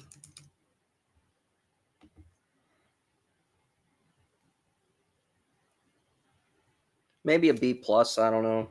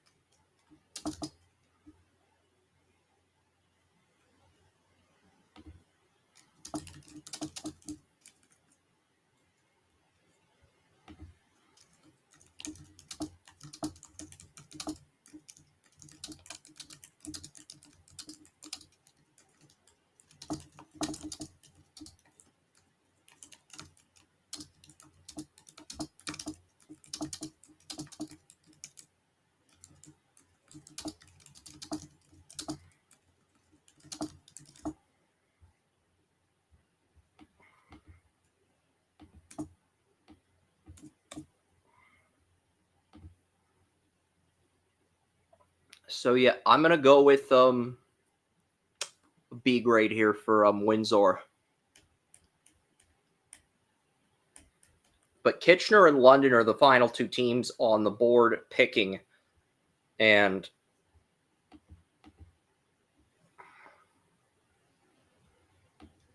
what do we got here for Kane Barch was a great pick, and Alex Campo.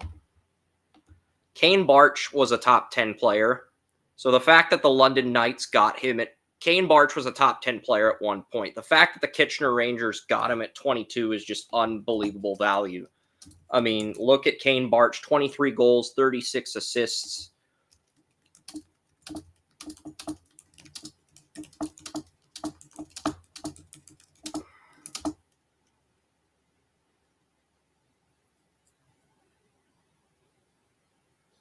That's 15 and 59 points in 30 games.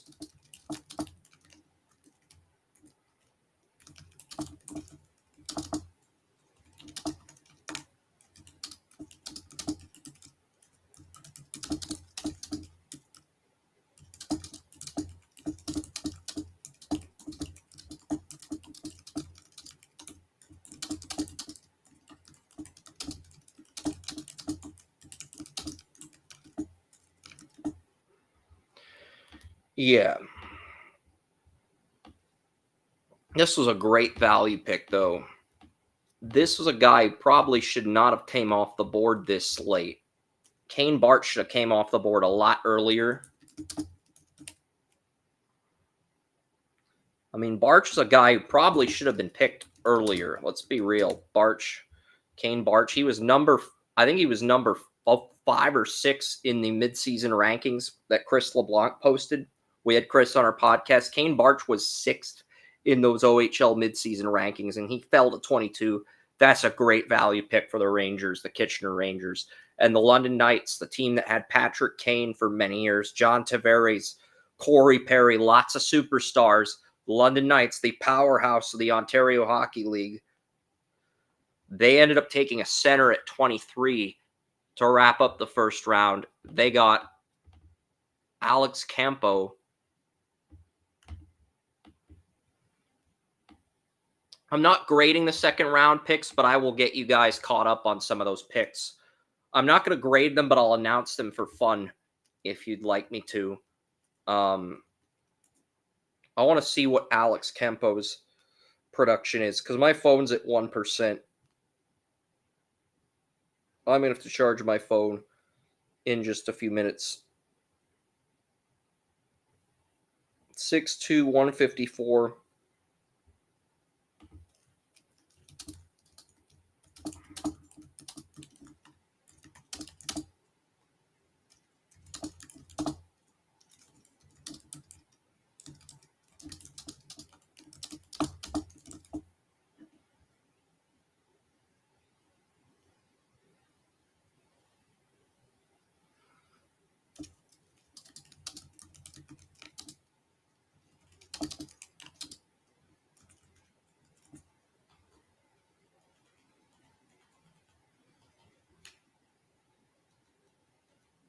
I'm seeing what the scouts say about this guy.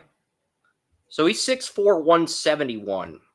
And I just want to make sure the numbers are correct. So the size is incorrect at 6'2", 154. He's 6'4", 171, but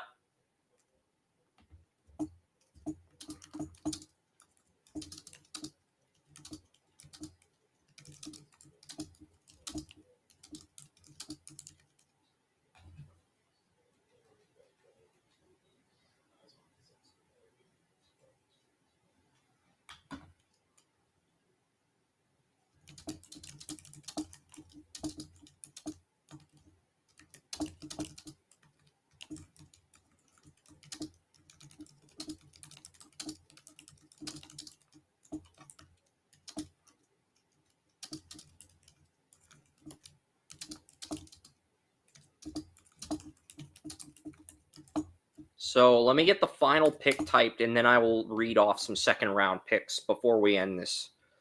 I appreciate everybody staying with me here. So I'm sure Tracy's got more questions, and I'll get to those. I'll get to the group mock. The phone's at 1%, but pretty much all the picks for the first round have been typed. They're ready to go. Well, I'm going to have an A grade, not A grade. So I'm not going to go A+, but I'll give this an A grade. I thought this was a good pick. I'm not going to... I feel like I already have too many A+ grades. There are a lot of great value picks, though. But yeah, I'll give that an A grade. There is one player in Chris LeBlanc's top 10 that is still on the board here in the second round.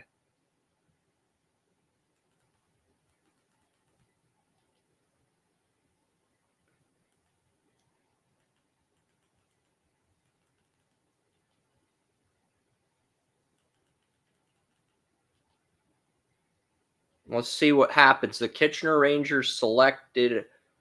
I'm just going to get you guys caught up on some picks. I pretty much have all the picks typed. I just want to see if anybody good fell the second round.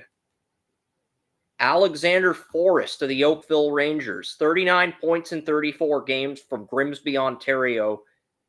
He's a defenseman. So 5'11", 136. But the Oakville Rangers defenseman falls to the Kitchener Rangers. I really like what the Kitchener Rangers have done with this draft. I think Alexander Forrest, I remember that was a guy I think Chris told me about when we interviewed him. That's a really good pick to start the second round. Not exactly the best player on the board, but Alexander Forrest, that's a guy who could be a difference maker for the Kitchener Rangers down the road. That's a great pick. Kitchener Rangers have crushed this draft.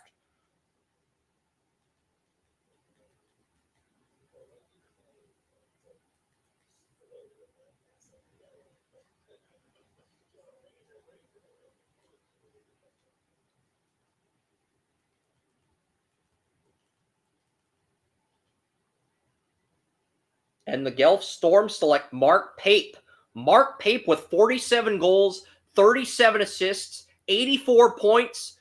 He's from Chicago, and he's on the Pittsburgh Penguins elite team at the Mario Lemieux Sports Complex. That's a great second round pick. Mark Pape was one of these Pittsburgh Penguins elite players that KDKA would not shut up about leading up to the OHL draft today. And, Mark Pape, I got a feeling he is going to be doing a lot of magic things with Jacko Wysiek, the number 2 pick in this year's OHL draft. Mark Pape, that is an excellent value pick. Mark Pape, he's from Fox Chapel, I believe, because I think there's a guy from Fox Chapel in this year's OHL draft, and that was Mark Pape, who just got picked 25th overall early in the second round. So Mark Pape, really good value pick.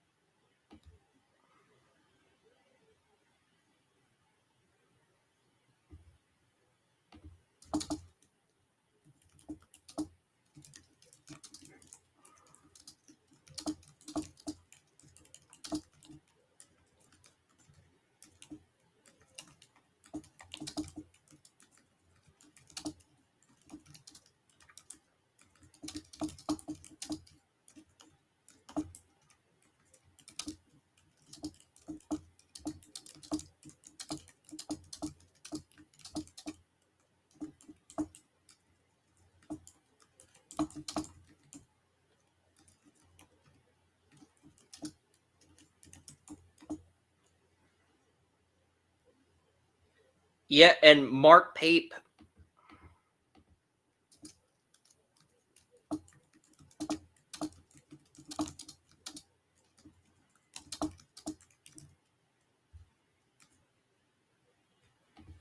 I wasn't going to keep track of second round picks, but I think Wysiek's put in an excellent position to succeed, and I like the Mark Pape pick as well. So Mark Pape from Chicago, Illinois, on the Pittsburgh Penguins under elite team at the Mario Lemieux Sports Complex. I think Mark Pape and Jacko Wysiek, that's a great combo for the Guelph Storm. They're going to be a force in the future. Caden Aucoin from the Chicago Mission, 6'3", 175. I'm guessing that's a defenseman. His position is not listed.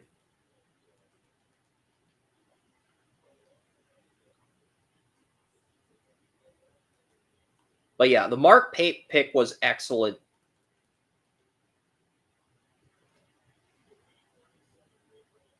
And Caden Aucoin is a defenseman. I just wish they would have said that at the beginning. I figured he was.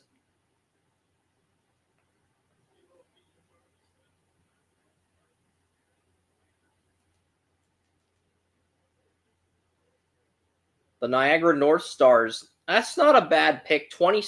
29 goals, 23 assists, 52 points in 27 games.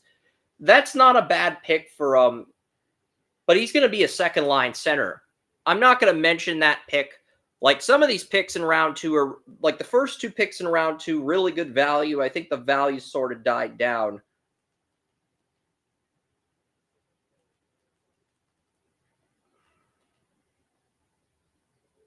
Blake Munnings. And Blake Munnings is a team captain. So that's a great pick. I like his slap shot. I like his wrist shot. Blake Munnings in the second round for the Owen Sound Attack. The Owen Sound Attack, They got Max Delisle, who was supposed to go number 2 at 5.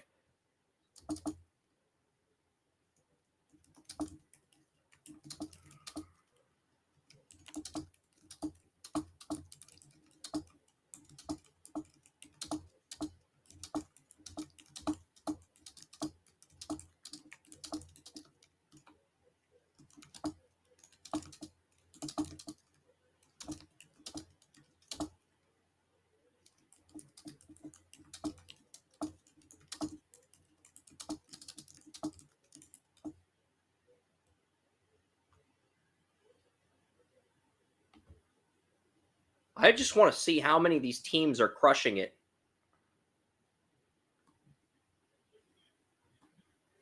So I have posted some round 2 write. I'm not going to go super in depth with the write-ups,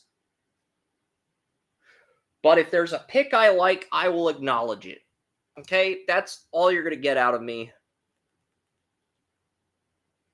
And Carter Kunapasi from the Ottawa Valley Titans goes to the North Bay Battalion. The Windsor Spitfires get Ian Insip. Ian Insip, 28 points. He was captain of the Mississauga Reps, but 28 points in 33 games. You're looking for a little bit more. If you want a shout out, you got to do a little bit more. I like him, but I got to see a little bit more. I'm sorry. I mean, that would be a B grade for me if I were grading round 2.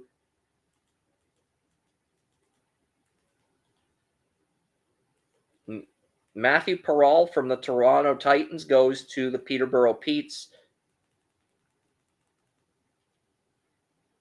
And Jack Johnson goes to the Ottawa 67s, 21 points in 33 games. The Marlborough's defenseman, Toronto Marlborough's defenseman, Connor McDavid played for the Toronto Marlboroughs. So Jack Johnson, Toronto Marlborough's defenseman, goes to the 67s. What do we have here? Flint Firebirds at 33 here.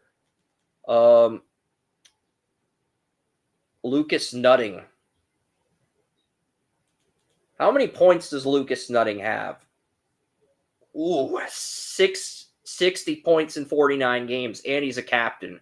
That is a fantastic value pick for the Flint Firebirds. That's probably another. We got to mention him. We got to mention him.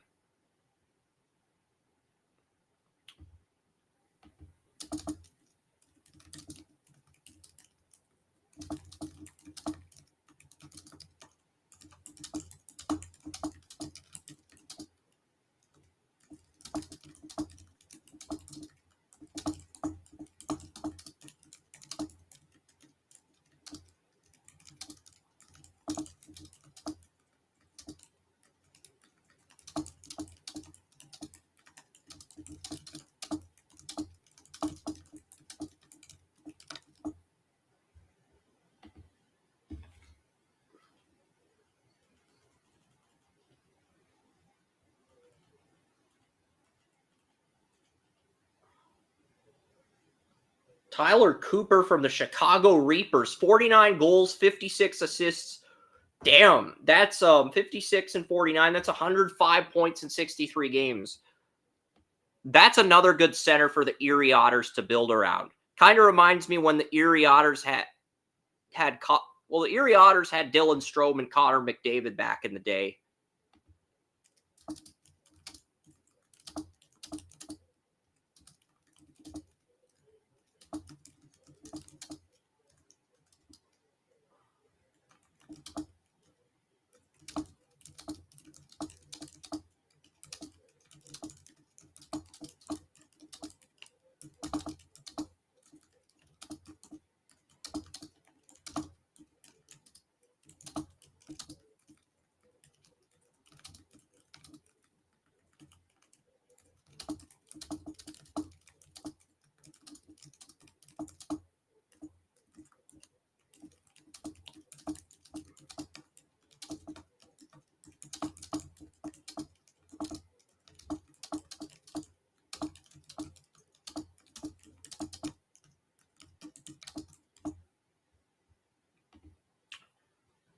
What are the Barrie Colts going to do here at 35?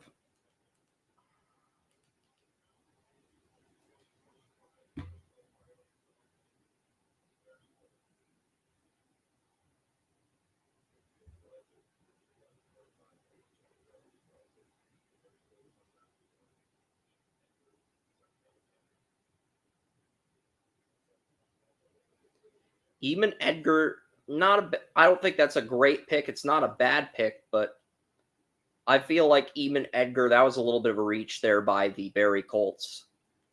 There's still a player in the top 10 who has not been picked yet. I don't know if he's going to the USHL.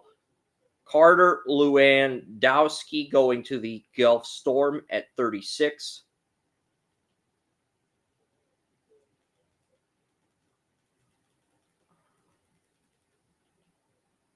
Vladimir Provorov to the Sudbury Wolves.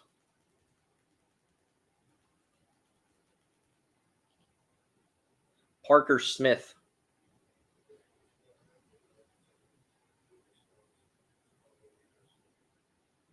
Lucas Johnson from the Chicago Reapers. Lucas Johnson is the first goalie off the board. And, the Brampton Steelheads, they have Jack Ivankovic, a goalie who's projected to go probably the top OHL goalie in this year's NHL draft. Now they get Lucas Johnson. They pick the first goalie in the draft, and they reload at the goalie position.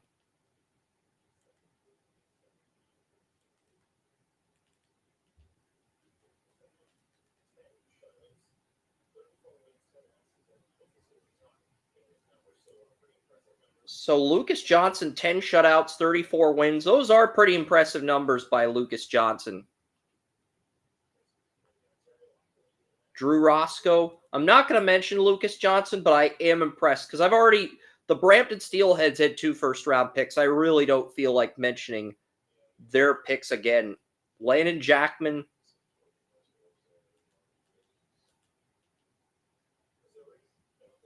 Landon Jackman, 23 goals, 21 assists in 20 games for Detroit Little Caesars. That's another pick I like, but he might go the USHL route.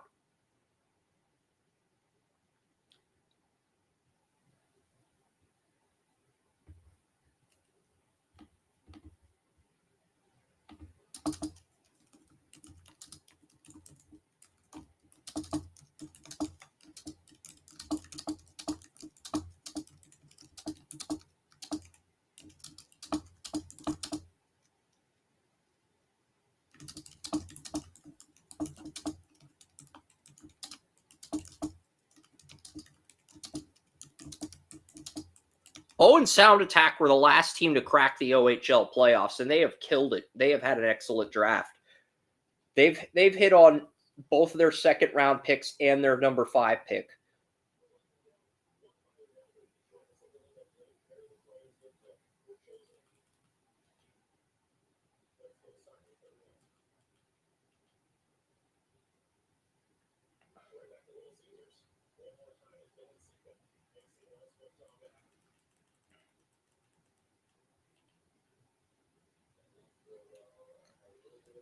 Really don't see a value pick that stands out. Tommy Cutt goes to the Kitchener Rangers in the 3rd round. Or can any of these teams hit on their 1st, 2nd, and 3rd round picks? Ty Bergeron of the Detroit Honeybaked, the captain of the Detroit Honeybaked, Windsor Spitfires in the 3rd round. That might be their best value pick, Ty Bergeron. Is he related to Patrice Bergeron? That's what I'd like to know. Is Ty Bergeron Patrice's kid? Because that's a hell of a 3rd round pick if that's Patrice's kid. Is that Patrice's kid? That's what I would like to know. The Lumberjacks did sign, the Muskegon Lumberjacks did sign Ty Bergeron to a, is that Patrice's kid, though? That's what I'd like to know. Patrice Bergeron, is that his kid? No, it is not. They do not specify who the parents are, so has the same last name as the former Boston Bruin, but they're not related. But yeah, Ty Bergeron is going to the USHL. Muskegon Lumberjacks signed a tender agreement, so he's not going to play in the USHL or the OHL. He's not going to play in the OHL, Ty Bergeron.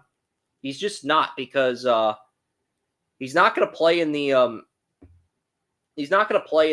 OHL. Charlie Sullivan, Tyler Hind, Cade Campbell.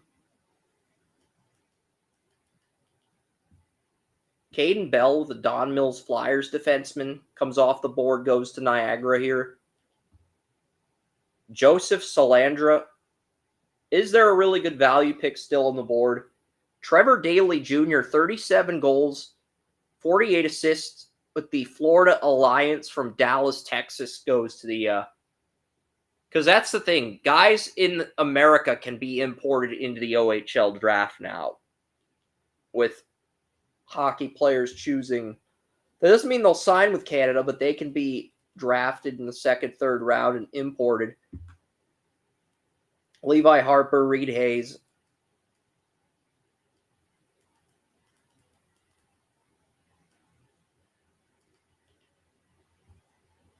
Mason Corville, Chase Sewell.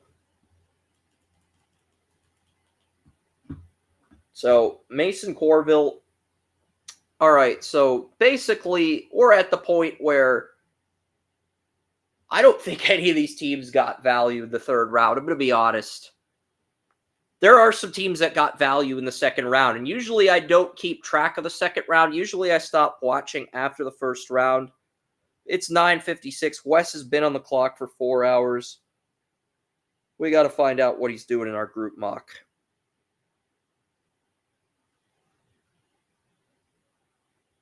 This was a fun show, though. Tomorrow we'll have the WNBA mock draft updated, and 177 people are actually watching our OHL draft coverage. 177. Thank you guys so much. I mean, I did not think our live stream for the OHL draft would, that's the thing. I've watched the OHL draft. I've watched the Western Hockey League draft. I've watched the Quebec Major Junior Hockey League draft. I did not think these drafts would go off with a bang like this.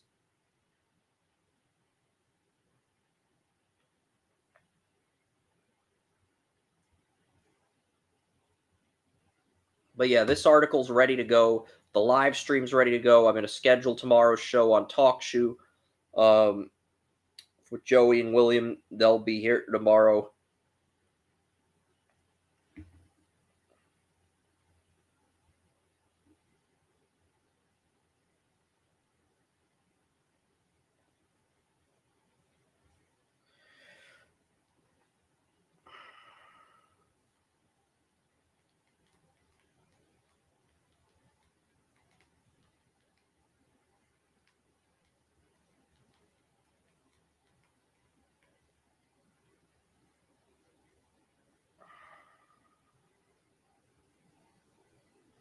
Cruz Resnick of the Toronto Red Wings is the Guelph Storm's draft pick at goalie here in the third round. That's Cruz Resnick. That's one of the players Chris told me about. So that's a good value pick for the Guelph Storm. Am I going to type it? Yeah, screw it.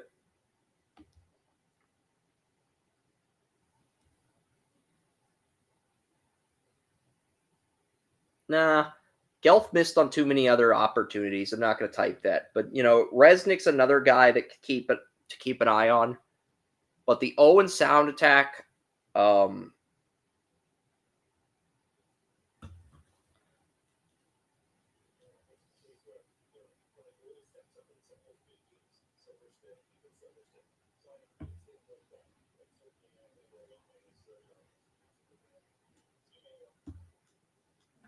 so just looking at some of these guys, they're 2027 prospects.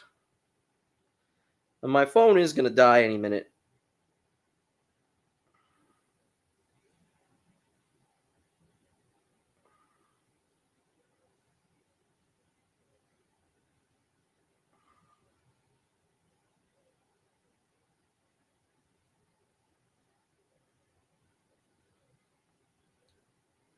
I will give Wes until this OHL draft ends.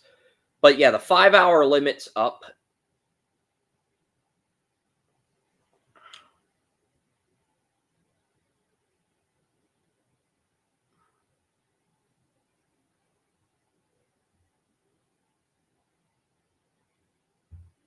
But yeah, the Chiefs and the Eagles.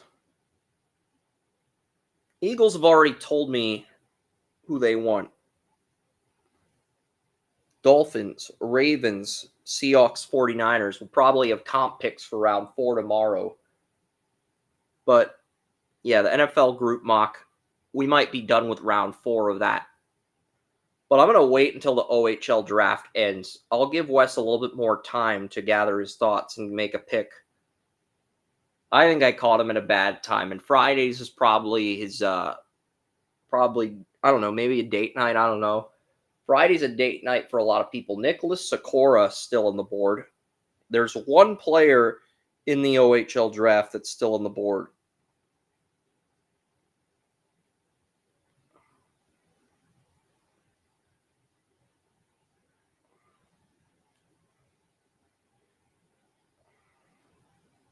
Jeremy Freeman still has not been picked. Jeremy Freeman was in the top 10.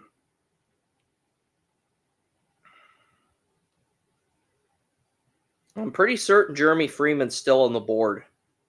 I don't think Jeremy Freeman's been picked yet in the OHL draft.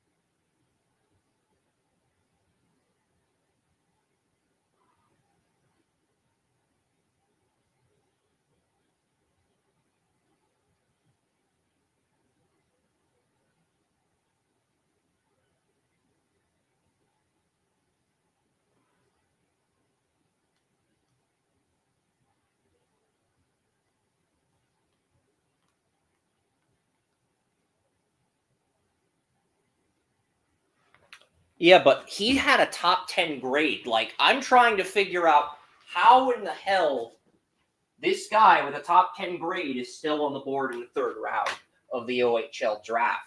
But yeah, there is a player. I'm kind of tempted to watch tomorrow's OHL draft because, you know, you're looking at a player who probably should be off the board by now. Gavin Christie, Nicholas Sikora. This guy had a top 10 grade. He is not available, you know, so we're just like, we're trying to figure out, okay, where the hell is this guy going to end up going to? Because top 10 players do not fall to the 4th round of an OHL draft. They don't just plummet.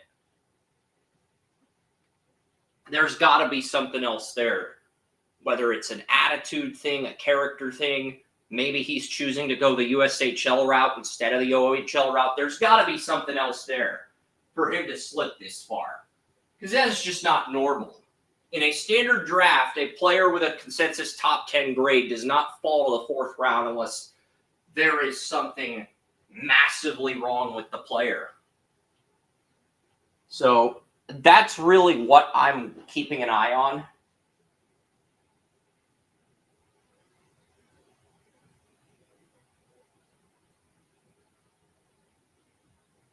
We're still live, but there's one player left with a top 10 grade that has not been picked yet. And they had 134 points, which is second to only the player with 136 points. So I do think that's noteworthy. I do think that's a noteworthy stat. So there's a player with 134 points still on the board. Anyone can claim them. 178 now. Holy cow. How many people are watching the OHL draft on YouTube? I'm just going to, can I check? Can I pause? 4.5. Holy crap. And 178 are choosing to watch. And Jeremy Freeman, I would not shut up about Jeremy Freeman. He just fell to the Brantford Bulldogs at 59 in the third round. That is just criminal. Jeremy Freeman at a top 10 grade. So the fact that the Brantford Bulldogs got him late in the draft, it's just...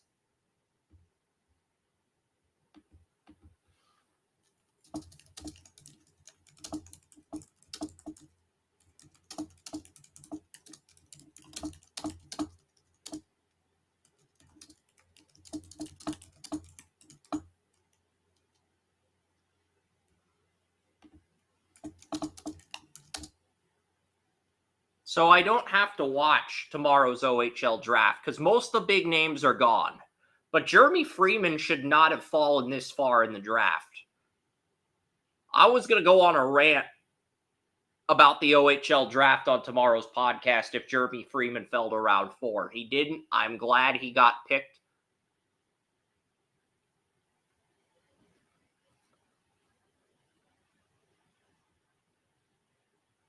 Owen Miniatois, 31 goals, 36 assists, 62 games, born in London, Ontario. So, are we going to get the, how many picks are in the third round of the OHL draft?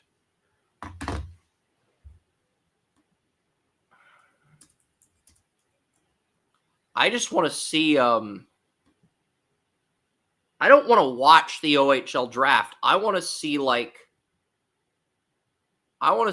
the priority selection ticker. How many players, pick by pick results. That's what I want. I want pick by pick results.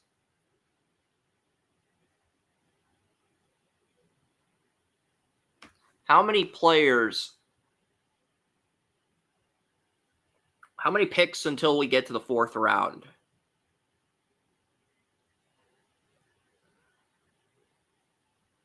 Okay, so the Flint Firebirds at 63, that is the last pick. And then we are done with this. So these next 3 picks, and then we're done with this. But yeah, 134 points. Holy cow, 178 people. Drafts, regardless of what sport they are, they bring in viewers. If we did a live stream for the lacrosse draft, I think that would bring in viewers. They bring in eyeballs. Live drafts bring in eyeballs. Doesn't matter if Joey's on the show or not. Okay? Eyeballs. I want eyeballs on my live stream. OHL, we did an OHL draft stream. It got 178 viewers last night. I mean, I was not expecting that many viewers. So we will definitely do a WHL draft stream in a few weeks, whenever, because I was not expecting that many people to come in and care about the Canadian Hockey League drafts. Obviously, now that I know it's a huge traffic getter, I'm probably going to do one for the Western Hockey League and for the Quebec Major Junior Hockey League in May and June. And I might do one for the USHL as well. But yeah, Gary D. Conluzzo from Shattuck St. Mary's, 52 goals, 83 assists, and a mind-boggling 135 points in 57 games. D. Conzolo, only 5'8", 148, but 135 points in 57 games. That's pretty good. Not as good as the 136 points by the first-round pick, but Jerry DiConzolo and Cade McGregor are going to make quite the tandem on the Peterborough Petes if he chooses to go the OHL route over the USHL route. But definitely...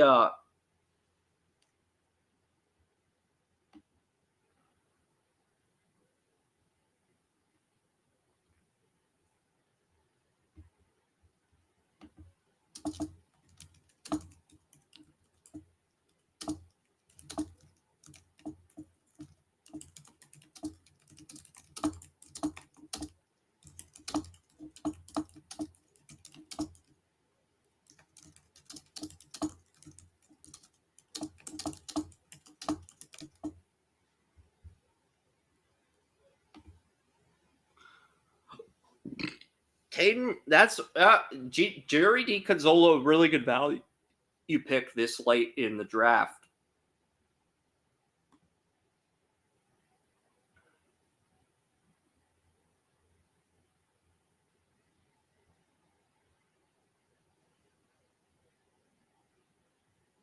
Yeah.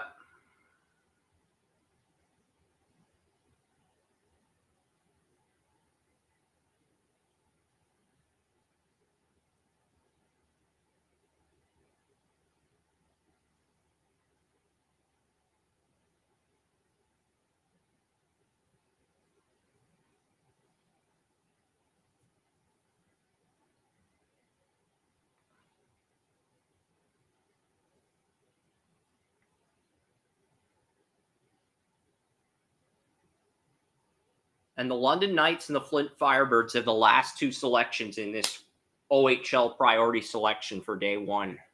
But Jeremy Freeman's a guy, and Jerry DiConzolo, those guys both went a lot later than they should have. Those guys should have been off the board by the end of the first round. Freeman should have gone in the first, and you could argue DiConzolo should have gone in the second.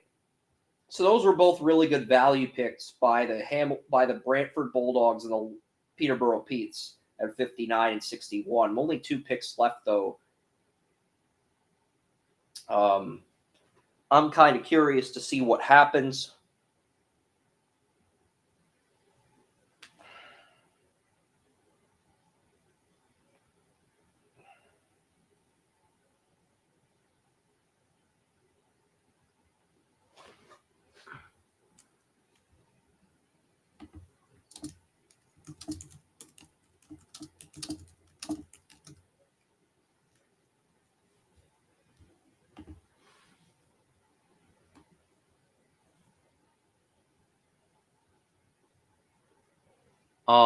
So yeah, the OHL draft.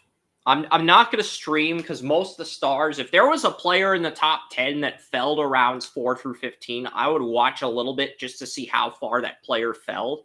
But there's no incentive to stream tomorrow. There's no incentive to stream the OHL draft.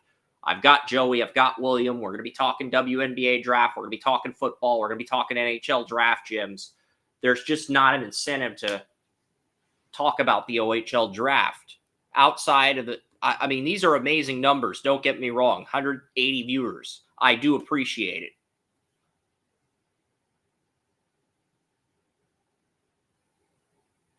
I'm just curious. If I titled tomorrow's show the OHL Draft Results Part 2, and we just talked about our normal topics, could I get more viewers? Yeah, I know I'm evil for wanting to manipulate the algorithm into getting me more viewers. I'm just genuinely curious, though. I'm just surprised because our MLS draft stream had over 1,000 viewers both years. But I'm just surprised the OHL we got 180 for the OHL, but there's 2 picks left. And the Flint Firebirds.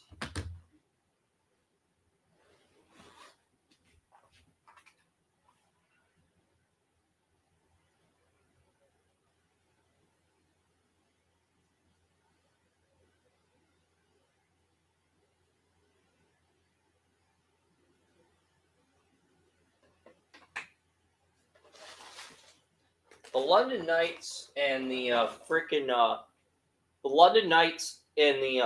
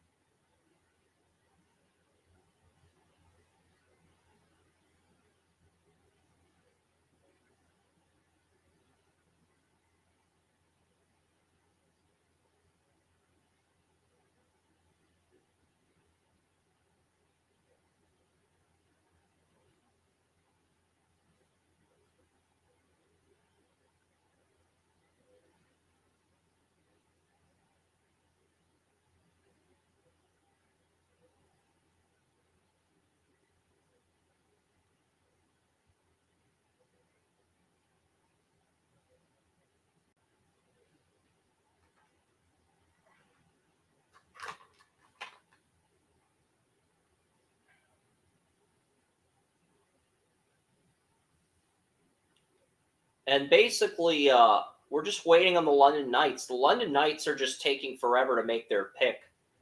I mean, there's 2 more picks left in the 3rd round. Nobody really cares at this point. Just to make the pick so I can say I watched all of the first day of the OHL draft. Please just make the freaking picks. I really do need to use the restroom.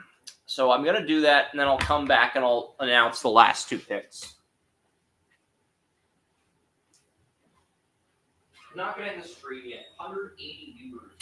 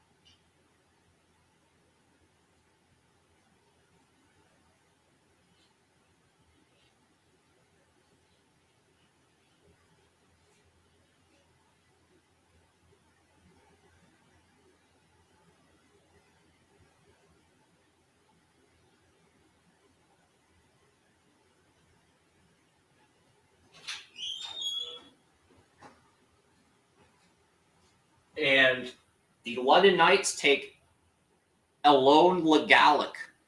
Alone Legalic, that name is too long, but Alone Legalic is number 62. And the Flint Firebirds, can they end this draft with a bang at 63 here with the final pick in the 3rd round? 184 listeners. Thank you guys so much. I mean, we'll go over this one more time.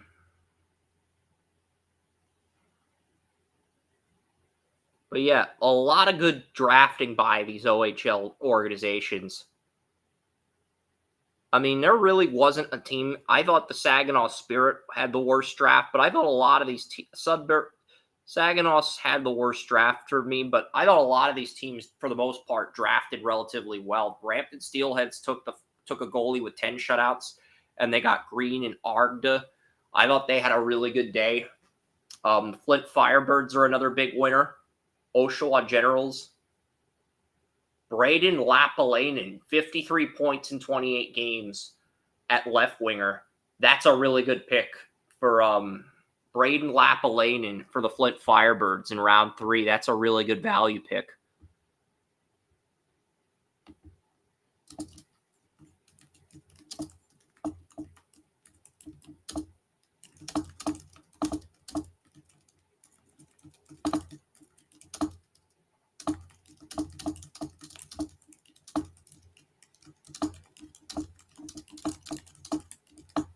I'm going to change Charlie Murata from a left winger to a center, because center was his natural position. And now that they've drafted a left winger and they got good value, I think we should change that to center. But that'll be it, though.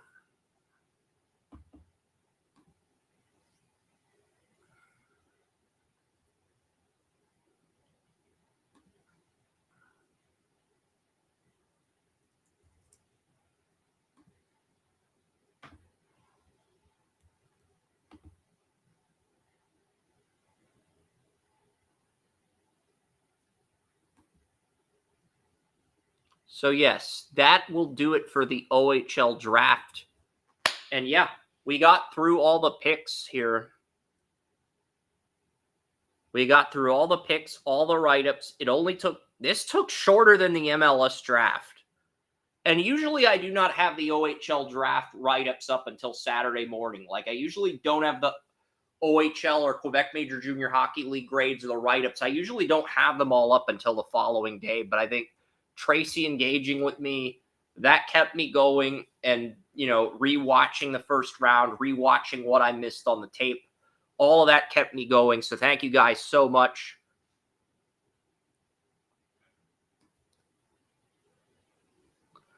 But yeah, you can see all these guys are eligible for the 2027 NHL entry draft. And that'll do it. I'm currently on the third round of my NFL mock. I've also finished my WNBA mock, and the WNBA draft results are going to be out. But this is the first of 3 draft streams in the month of April. And you'll get the WHL draft in May. The USHL draft, whenever that is. Is the USHL draft in May, or is that in June? Because with how well this OHL draft stream went, I'm probably going to do another one. So, yeah, good stuff. I'm Chris Ransom. See you guys tomorrow morning on the Draft Utopia podcast and live stream. You can check out the podcast on TalkShoe, Apple, iTunes, wherever. You can subscribe to the YouTube channel if you just want to watch the live stream. So lots of ways to tune in. But we'll be back tomorrow with a WNBA draft show, hidden draft gems in the NHL entry draft, and some updates on the group